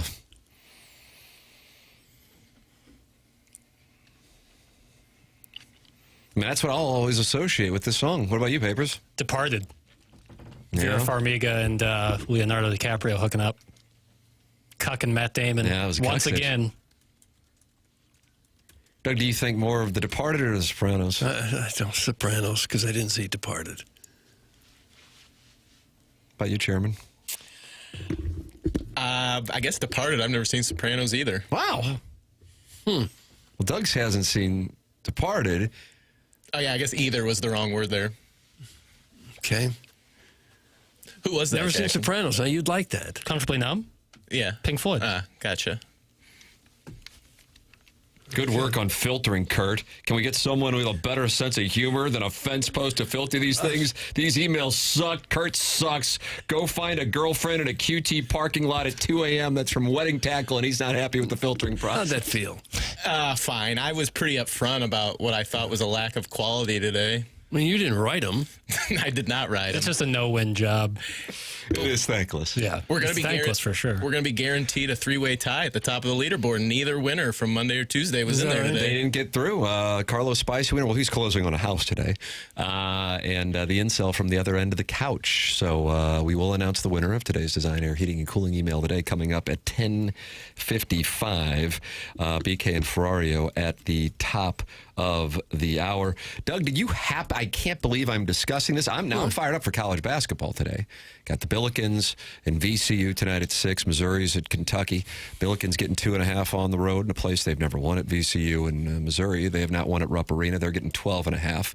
Blues and Blackhawks here on 101 ESPN. I think the puck drop will be 8:44, even though the NHL tells you it'll be 8:30. But the Texas A&M and Auburn basketball game, I watched a little bit. So are you aware of what transpired? No, not if something happened crazy at the end. Yes. Papers, would you like to tell the people? So I've seen it. It's unbelievable. Right. So Auburn's down 2 with the ball. They're inbounding at half court. 0.6 seconds remaining. 0.6. Yeah, 0.6 seconds. So Stephen Pearl. Yeah, so you're allowed to catch and shoot. Under 0.3, you have to tip it in by, that's the rules of the game. But 0.6, you can get a shot up and catch it, probably 3 or 4 steps inside the half-court line. Auburn nails the basket, wins the game 91-90. They take a look at the video review, and they say that the ball was still on his fingers when it left his hand at 0.0, although if you look at it, it's unbelievably hard to tell. It's super, but the call on the floor was a made basket. So you'd think, if you're especially a college football or NFL fan, call on the field will stand if it's without, evidence that would be like for sure that you could overturn it. And I really think they just took a win from Auburn. Wow. Stephen Pearl shares your opinion. Here is the new head coach of War Eagle, replacing his father, Bruce Pearl. Rough start. Here's what he had to say. I don't have a clear understanding still, so I still got to gather more information and get an understanding as far as what their determination was. I don't want to keep you guys waiting much longer, so I don't have a clear understanding of what their reasoning behind what they were going off of. And, so we're going to gather more information and, hopefully we can kind of elaborate on it. But, just from the angles that I saw, it looked like the ball was out of his hands on the red light on the, scoreboard that we were looking at. But I would imagine that they had a different angle that they were looking at to determine that, the ball wasn't out of his hands. So.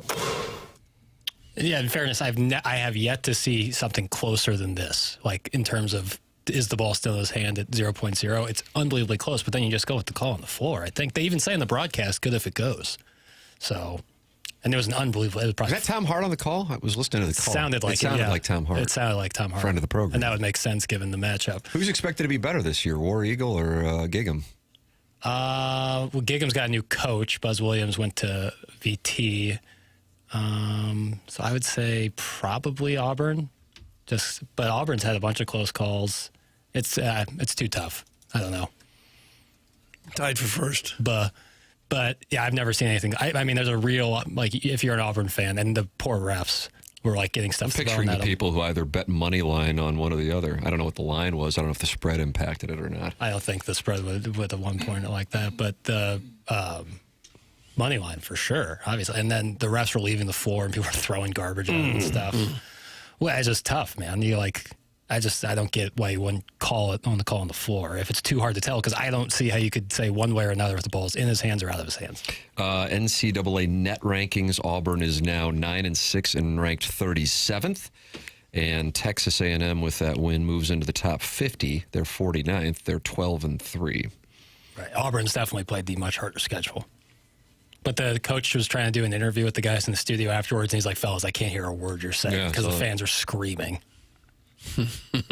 Yeah, there was rage. Yeah, that game was at Auburn, and they were not. The jungle. Were not happy on the plains. Tim McKernan, Doug Vaughn, Chairman Kurt slides into the dais when Martin goes on to onboarding in the 10 o'clock hour. Little Jackie Papers on the ones and twos. The program is called The Morning After. It's presented by Brown & Crouppen on 101 ESPN.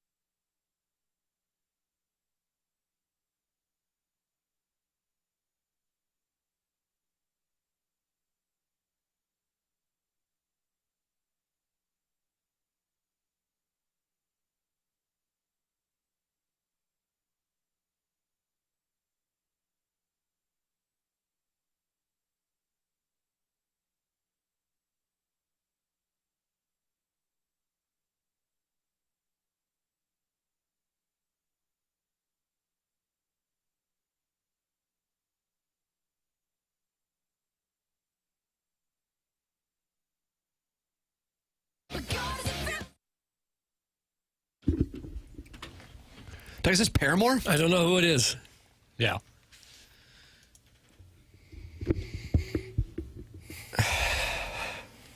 And why are we playing Paramore, Jackson? I'm in my Jam Jams playlist on my Apple Music account. The Jam Jams. And you enjoy the charismatic Haley Williams. Yeah.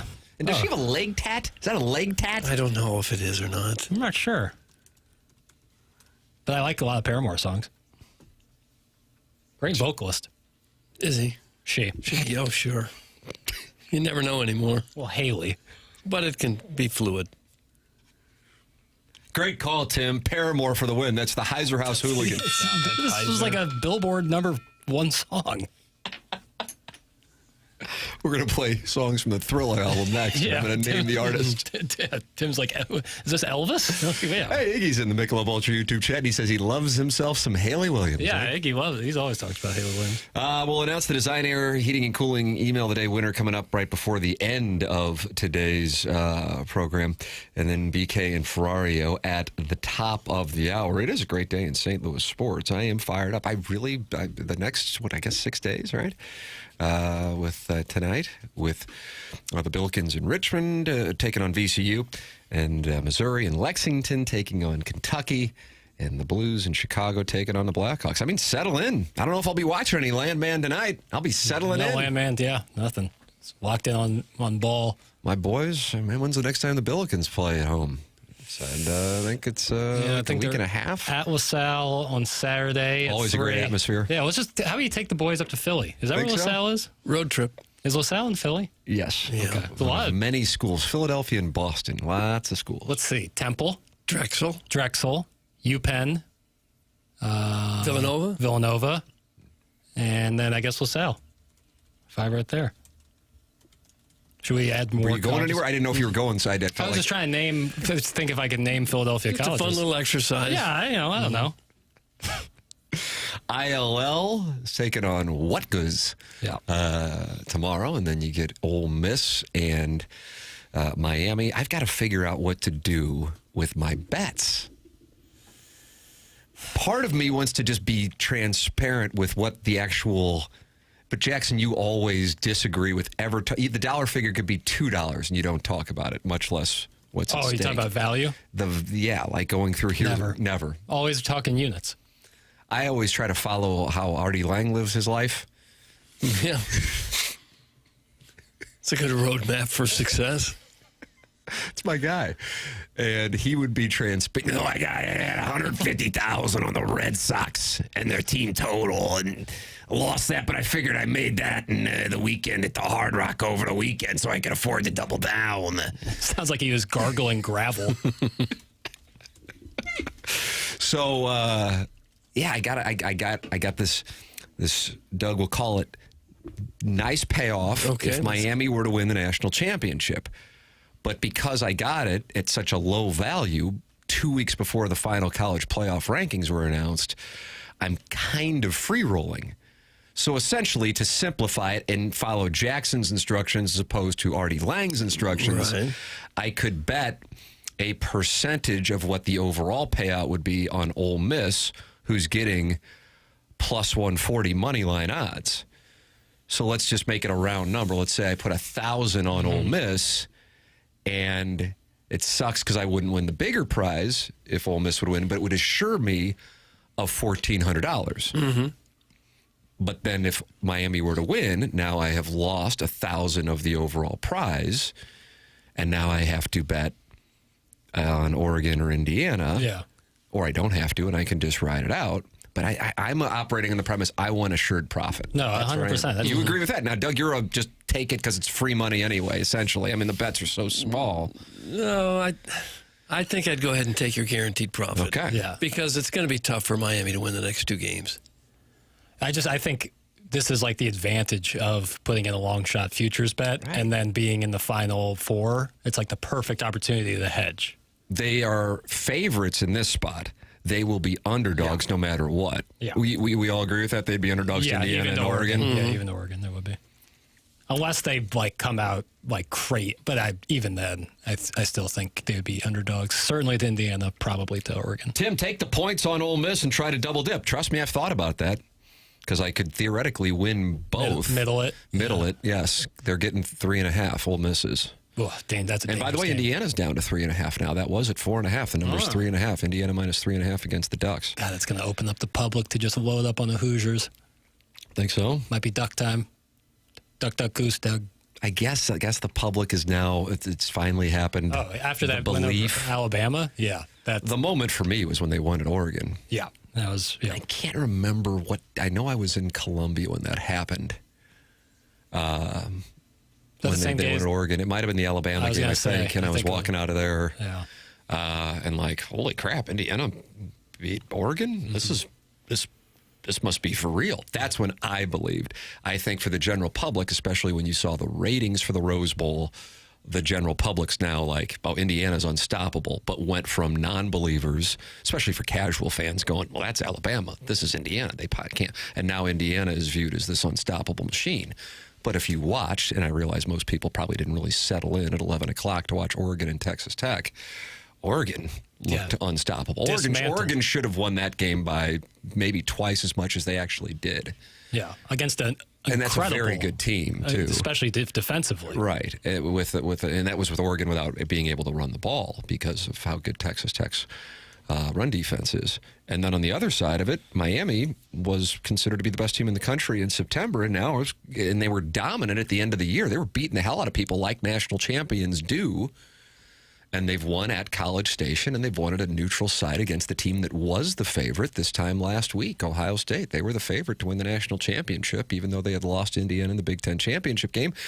And then it's like, oh, I can't imagine Ole Miss doing it, but Ole Miss just beat Georgia, who many people were picking to win the national championship, and they nearly won at Georgia. They won at Oklahoma. So who's to say that they couldn't get it? You know what I mean? Totally. I mean, would any of the four surprise you winning, honestly? I mean, of course, we wouldn't be surprised by Indiana, Oregon. At least I don't think so. I don't want to speak for anybody. No. Truly surprised, no. Yeah. No. I feel like people would be surprised on Ole Miss. That's the one that I think the general public would be. They are the long shot to win. Yeah. I think if Lane was still head coach, people wouldn't be as surprised. I agree with that. And there's a recent, literally within the last 10 minutes, Pete Thamel with this. Pete Golding confirms Joe Cox and George McDonald are the two offensive coaches who will not be with Ole Miss for their game tomorrow night. Do they want to be here? Damn right they do. But he notes that LSU has 35 players in the portal, and they have jobs they're being paid to do.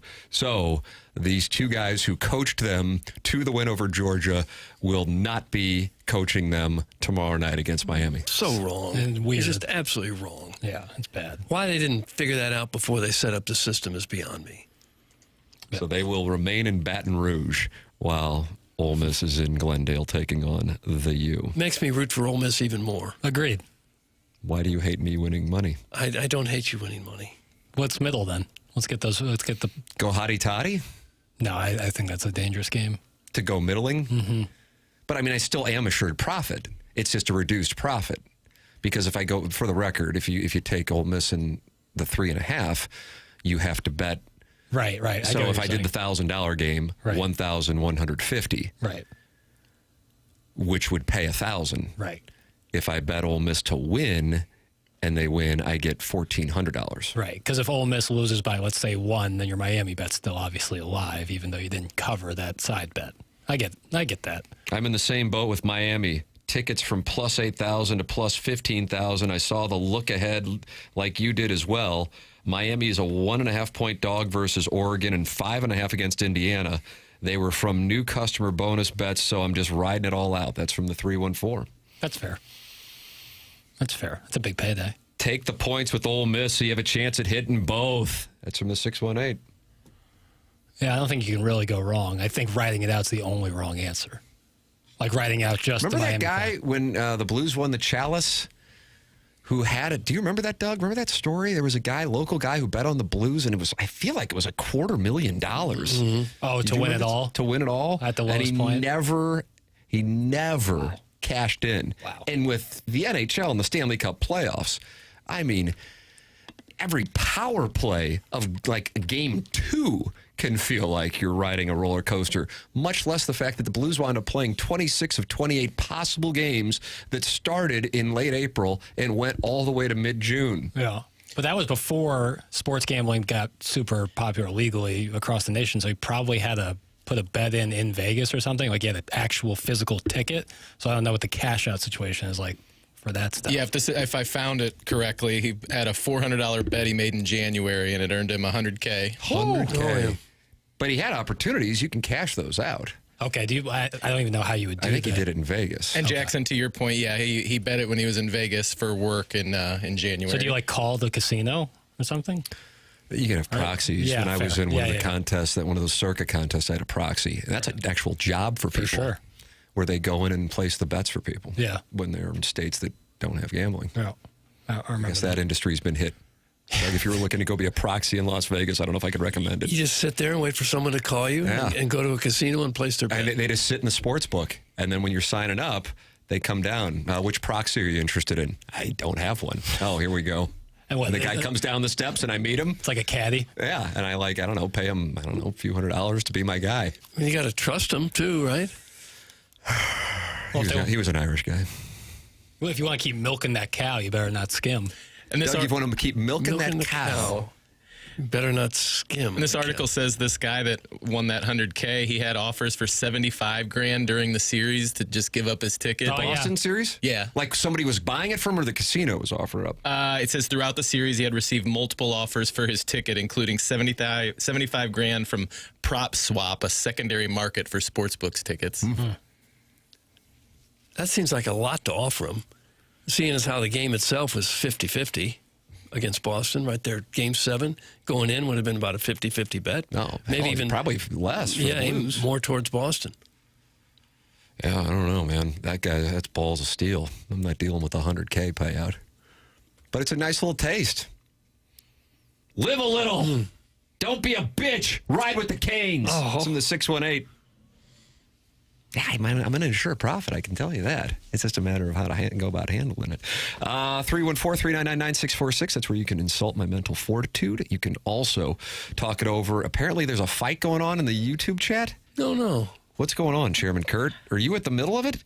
I see you said something to somebody about don't be mad because I told you were not funny. Adam Welly, who is often critical of my filtering, he came to the defense of Wedding Tackle, who was mad at me about today's filtering and wanted me to go to Quick Trip. What a sentence. Yeah.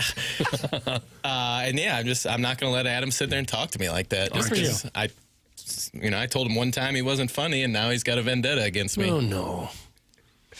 Doug, it's tough in the Michelob Ultra YouTube chat. It's tough in the Air Comfort Service text inbox. But you're not still looking for love in QT, are you? I've moved to mobile on the run. Have you? Got to diversify. I would recommend going by James Carlton's place. That's where I fall in love. I fell in love with James Carlton, my insurance agent now for 7 years. 314-961-4800. Go online at carltoninsurance.net. James Carlton has been my insurance agent now for 7 years. He has been Jamie Rivers' insurance agent for 3 months, Brandon Kiley's insurance agent for 2 months. They made the switch and they started saving money. And James has been talking about this, and this is a big deal here. And I keep really focusing on this because I think it's important. It gives credibility to what James is talking about. He's been advertising on either my podcast or TMA, or both, has been the case now for a while. And he's not like he comes in here and talks about, rates are low, rates are low. He doesn't. If they're not, he doesn't say that. I know he's going to give you great customer service. But what I can tell you is he has been coming in here the last month or two and talking about in his 18 years in the industry, he has never seen auto rates experiencing this kind of decrease. So this is a real opportunity for people to save money. How much is saving a few $1,000s worth to you? Is it worth a 2-minute phone call? I would think it is. 314-961-4800 or go online at carltoninsurance.net. We will have the reveal on the winner of the Design Air Heating and Cooling email of the day coming up at the end of the program. It's TMA 101 ESPN.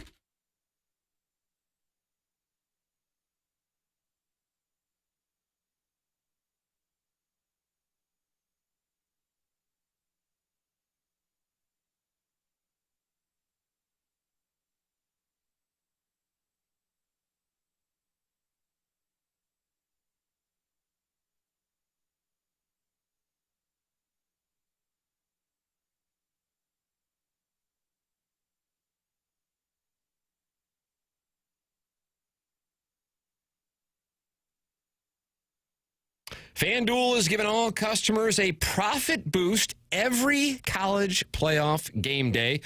And that means more chances to level up your picks and turn big moments into even bigger wins. Ride with the favorite, take a shot on the underdog, or build a parlay. Then apply your profit boost and go for bigger winnings. Jackson, what are you going to give the people on these games? What are you going to give the people?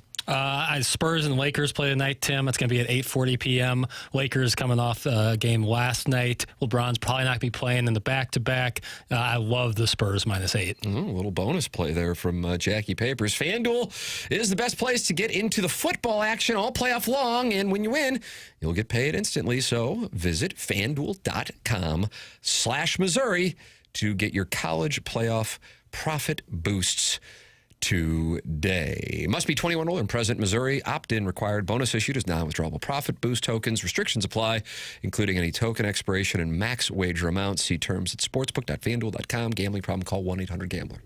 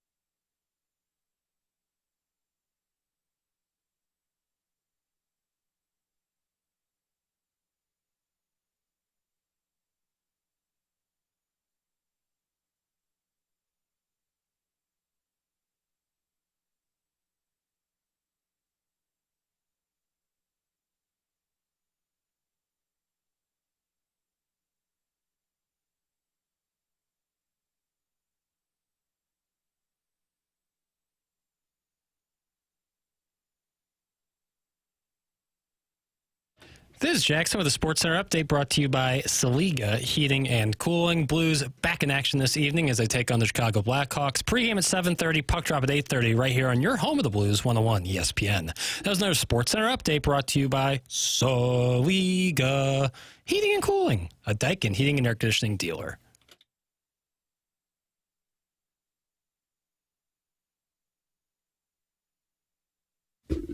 It's TMA 101 ESPN. Tim McKernan, Doug Vaughn, Chairman Kurt, who is in an argument with Adam Welly in the YouTube chat. And Jackson Burkett, who are you arguing with? I'm arguing with nobody. Oh, my gosh. Yeah, I got no one. I got no qualms with anybody. All right. Doug's got no qualms with Jason Gosrow, Schaefer door. Oh, God, I had a qualm with my garage door a while back when that wasn't working right. You know what happened to me once? Middle of the night, I heard this loud bang. It's like 2 or 3 in the morning. I heard a bang. I thought, what in the world was that? Mike Walked Breen. all around the house, found nothing. And then the next day I go out there and try to get the garage door to work, and it didn't work. It was a spring that had broken. You don't even know, really, unless you're looking up there, that it happens. But it happens often when that spring will break, and if that's the case, your garage door isn't going anywhere. Schaefer Door can get right out there and get you taken care of, though. They've even got a special Monday morning standby service for doors that break over the weekend. Sometimes, of course, it isn't the spring. It can be something less. I also had an issue with that because I've got like a 30-year-old garage door. Schaefer Door came out and just put in a strut, and now... Oh, that garage door works just perfectly. Thank you so much, Schaefer. They've handled jobs like this for many, many years. They also do commercial doors. If you run a business, have a warehouse with big, giant doors, Schaefer is experienced in those types of jobs as well. There's nothing you can't throw at them with a garage door that they haven't seen and repaired. They service all kinds of garage doors, and they do new installs with LiftMaster. LiftMaster garage door openers are strong, quiet, and they are versatile. Best to call or text. We say sometimes you shouldn't give numbers. I'm going to go ahead and give you the number. Write it down. 636-782-3608. 636-782-3608. Probably easier to remember the website. That would be SchaeferDoor.com. Schaefer Door is a LiftMaster partner. There you go. Schaefer Door, sponsor of the podcast. Recommended podcasting today, certainly. Joe Buck with us in the 8 o'clock hour, and Jeremy Rutherford taking 2-part questions with us at the end of the 8 o'clock hour and into the 9 o'clock hour. Did it surprise you that JR certainly sounds like he is of the opinion that the Blues are going to be turning the page on this core group? I mean, he is operating from a place of confidence on that. A little bit, yeah. I could see him maybe trading maybe 1 or 2 guys. I mean, that happens almost every hockey season, really, I suppose. But I can't see him just cashing out all these guys, especially this early in the season. We still do have half a season to play, and they're right there. I guess you're going to have to do it at some point. And if he sees it coming, then it's probably likely to come. Much more insider than I am. Yeah. I mean, he's coming from a place of knowledge, of insight, from conversations, not just locally, but also with people around the league. So then they get the insight as to what their teams are pursuing and what they're hearing from the Blues as far as player availability. And he is certainly coming at it from a place of confidence, which is why I asked the question, listen, I mean, who saw what wound up happening in 2019? At this point in 2019, you're still talking about a team that would win a cup 6 months later, but at this point in 2019 was nowhere near being in that position. And then last year, and I realize it ended with a first-round exit, but still, they went on a heater to the point that they really looked like they could beat anybody. And that was with a team that wasn't particularly healthy by the time the playoffs rolled around. And yet there they were with the Winnipeg Jets, 1.6 seconds away from taking on the Dallas Stars. So you can't help as a St. Louis fan, especially if you also include the 2006 Cardinals and 2011 Cardinals in the conversation, to go, yeah, I guess it doesn't look like it's going to happen, but locally our last 3 championships have all featured teams that looked like they didn't have a chance. And the 2006 Cardinals, even though they won the division, they were kind of flailing at the end of that year. So when you see this, I understand why people want to move on. Personally, I do as well, but I can't help but also say I would have said the exact same thing this time last year, and I would have said the exact same thing at this point in 2019. And you saw how it played out. It's just weird that we've had these mathematical outliers occur for our last 3 championships locally. And therefore, I think it sets a mindset for a fan base and maybe even ownership, I think more for the Cardinals than the Blues, that these unlikelihoods can happen more frequently than they really can. But you're looking at like 8 teams are all within 5 points of the wild cards in the Western Conference because that Pacific Division sucks. No. I just don't ever like the idea of throwing in the towel this early in the season. I mean, if you're totally buried, that's one thing. But when you're still somewhat in the mix, I just don't like giving up. Because when you rebuild, there's never any guarantee that the guys you get in return are even going to make it. If you're just getting minor leaguers or draft picks, you might get absolutely nothing for these guys. That's what always worries me. The Anaheim Ducks and Joel Quenneville have lost 7 in a row. They were in command of a playoff spot in the Pacific and now are outside looking in of a wild card spot, albeit they are tied with the Kings and Sharks. But by virtue of games in hand, they are back. And then the President's Trophy winning team, who got the Blues with 1.6 seconds last year, have lost 10 in a row in Manitoba. Worst team in the entire league. And they're sitting there with 35 points, worst in the NHL. So there's a 10-point gap between the top wild card team, the LA Kings, the Sharks, and Ducks, all sitting there at 45, and the worst team in all of hockey, not the Western Conference, all of hockey, the Jets. And then there is a 27-point gap between the Blues and the Colorado Avalanche. 10-point gap between the top. Colorado's in a different world. Yeah.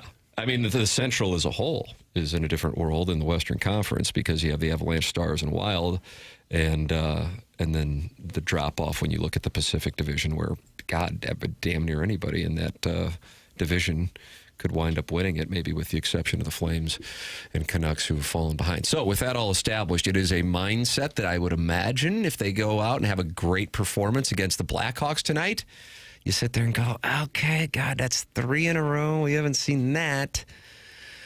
And then on the road this weekend, maybe. But I just get the sense from Jeremy Rutherford that he is operating from a place of knowledge that this thing is going to have some turnover here, at the very least over the next 60 days, but maybe even sooner than that. Mentality is a longtime TMA sponsor, and we are grateful for their support. If you are not feeling like yourself, Mentality can help you out quite a bit. Mentality is a place that I visited, got tested for testosterone levels, including free testosterone levels, and you're in and out within 20 minutes. And it's super easy, friendly staff, and now you're operating from a place of knowledge on where you are with your testosterone levels. If you are not feeling like you have been yourself lately, if you're struggling to focus, you don't have energy for the people you love, it could be that you're getting older or work stress, but it also could be your testosterone calling it quits. Check out Mentality. Go online at mentalityhealth.com. That's mentalityhealth.com and reserve your spot to get tested today. BK and Ferrario coming up here in a matter of minutes. Then the Fast Lane, and then the Blues and the Blackhawks all coming your way here on 101 ESPN today. That game scheduled started at 8:30. I've got it starting at 8:44. Hell, who knows? We'll see what they do. It's one of those national TV games where they mess around with the times. But we don't mess around with the time here, Jackson. No. Jackson's about to give us the winner for day 3 of the Design Air Heating and Cooling email of the day, and the greatest TMA radio promotion in the 22-year history of the show. Seth Goldcamp giving away a $10,000 HVAC system with the winner for January 7th, 2026. It's my pleasure to introduce to the audience a gentleman by the name of Jackson Burkett. With the first unanimous vote of the January Email Today showdown, Ali Videnya wins today. Videnya. Okay. Yeah, is it a long A there at the end of the name? Well, he's French.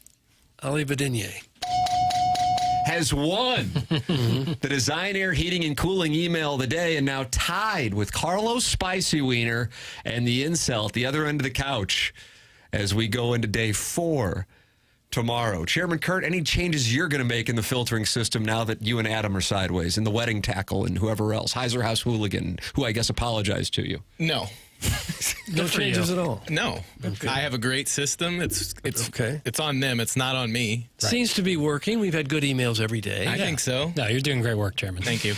So Chairman Kurt will continue to filter the design, air, heating, and cooling. And you can email in whenever you want. You can email now, the morning after at InsideSTL.com. We had a submission yesterday that came in at, I think it was like 4:30 in the morning. Wow. They're probably podcasting in Australia. And then the first email today, I think, was sent at 12:17 a.m. Oh, got up bright and early. How about that? That's the passion for this HVAC system that Seth Goldcamp has created.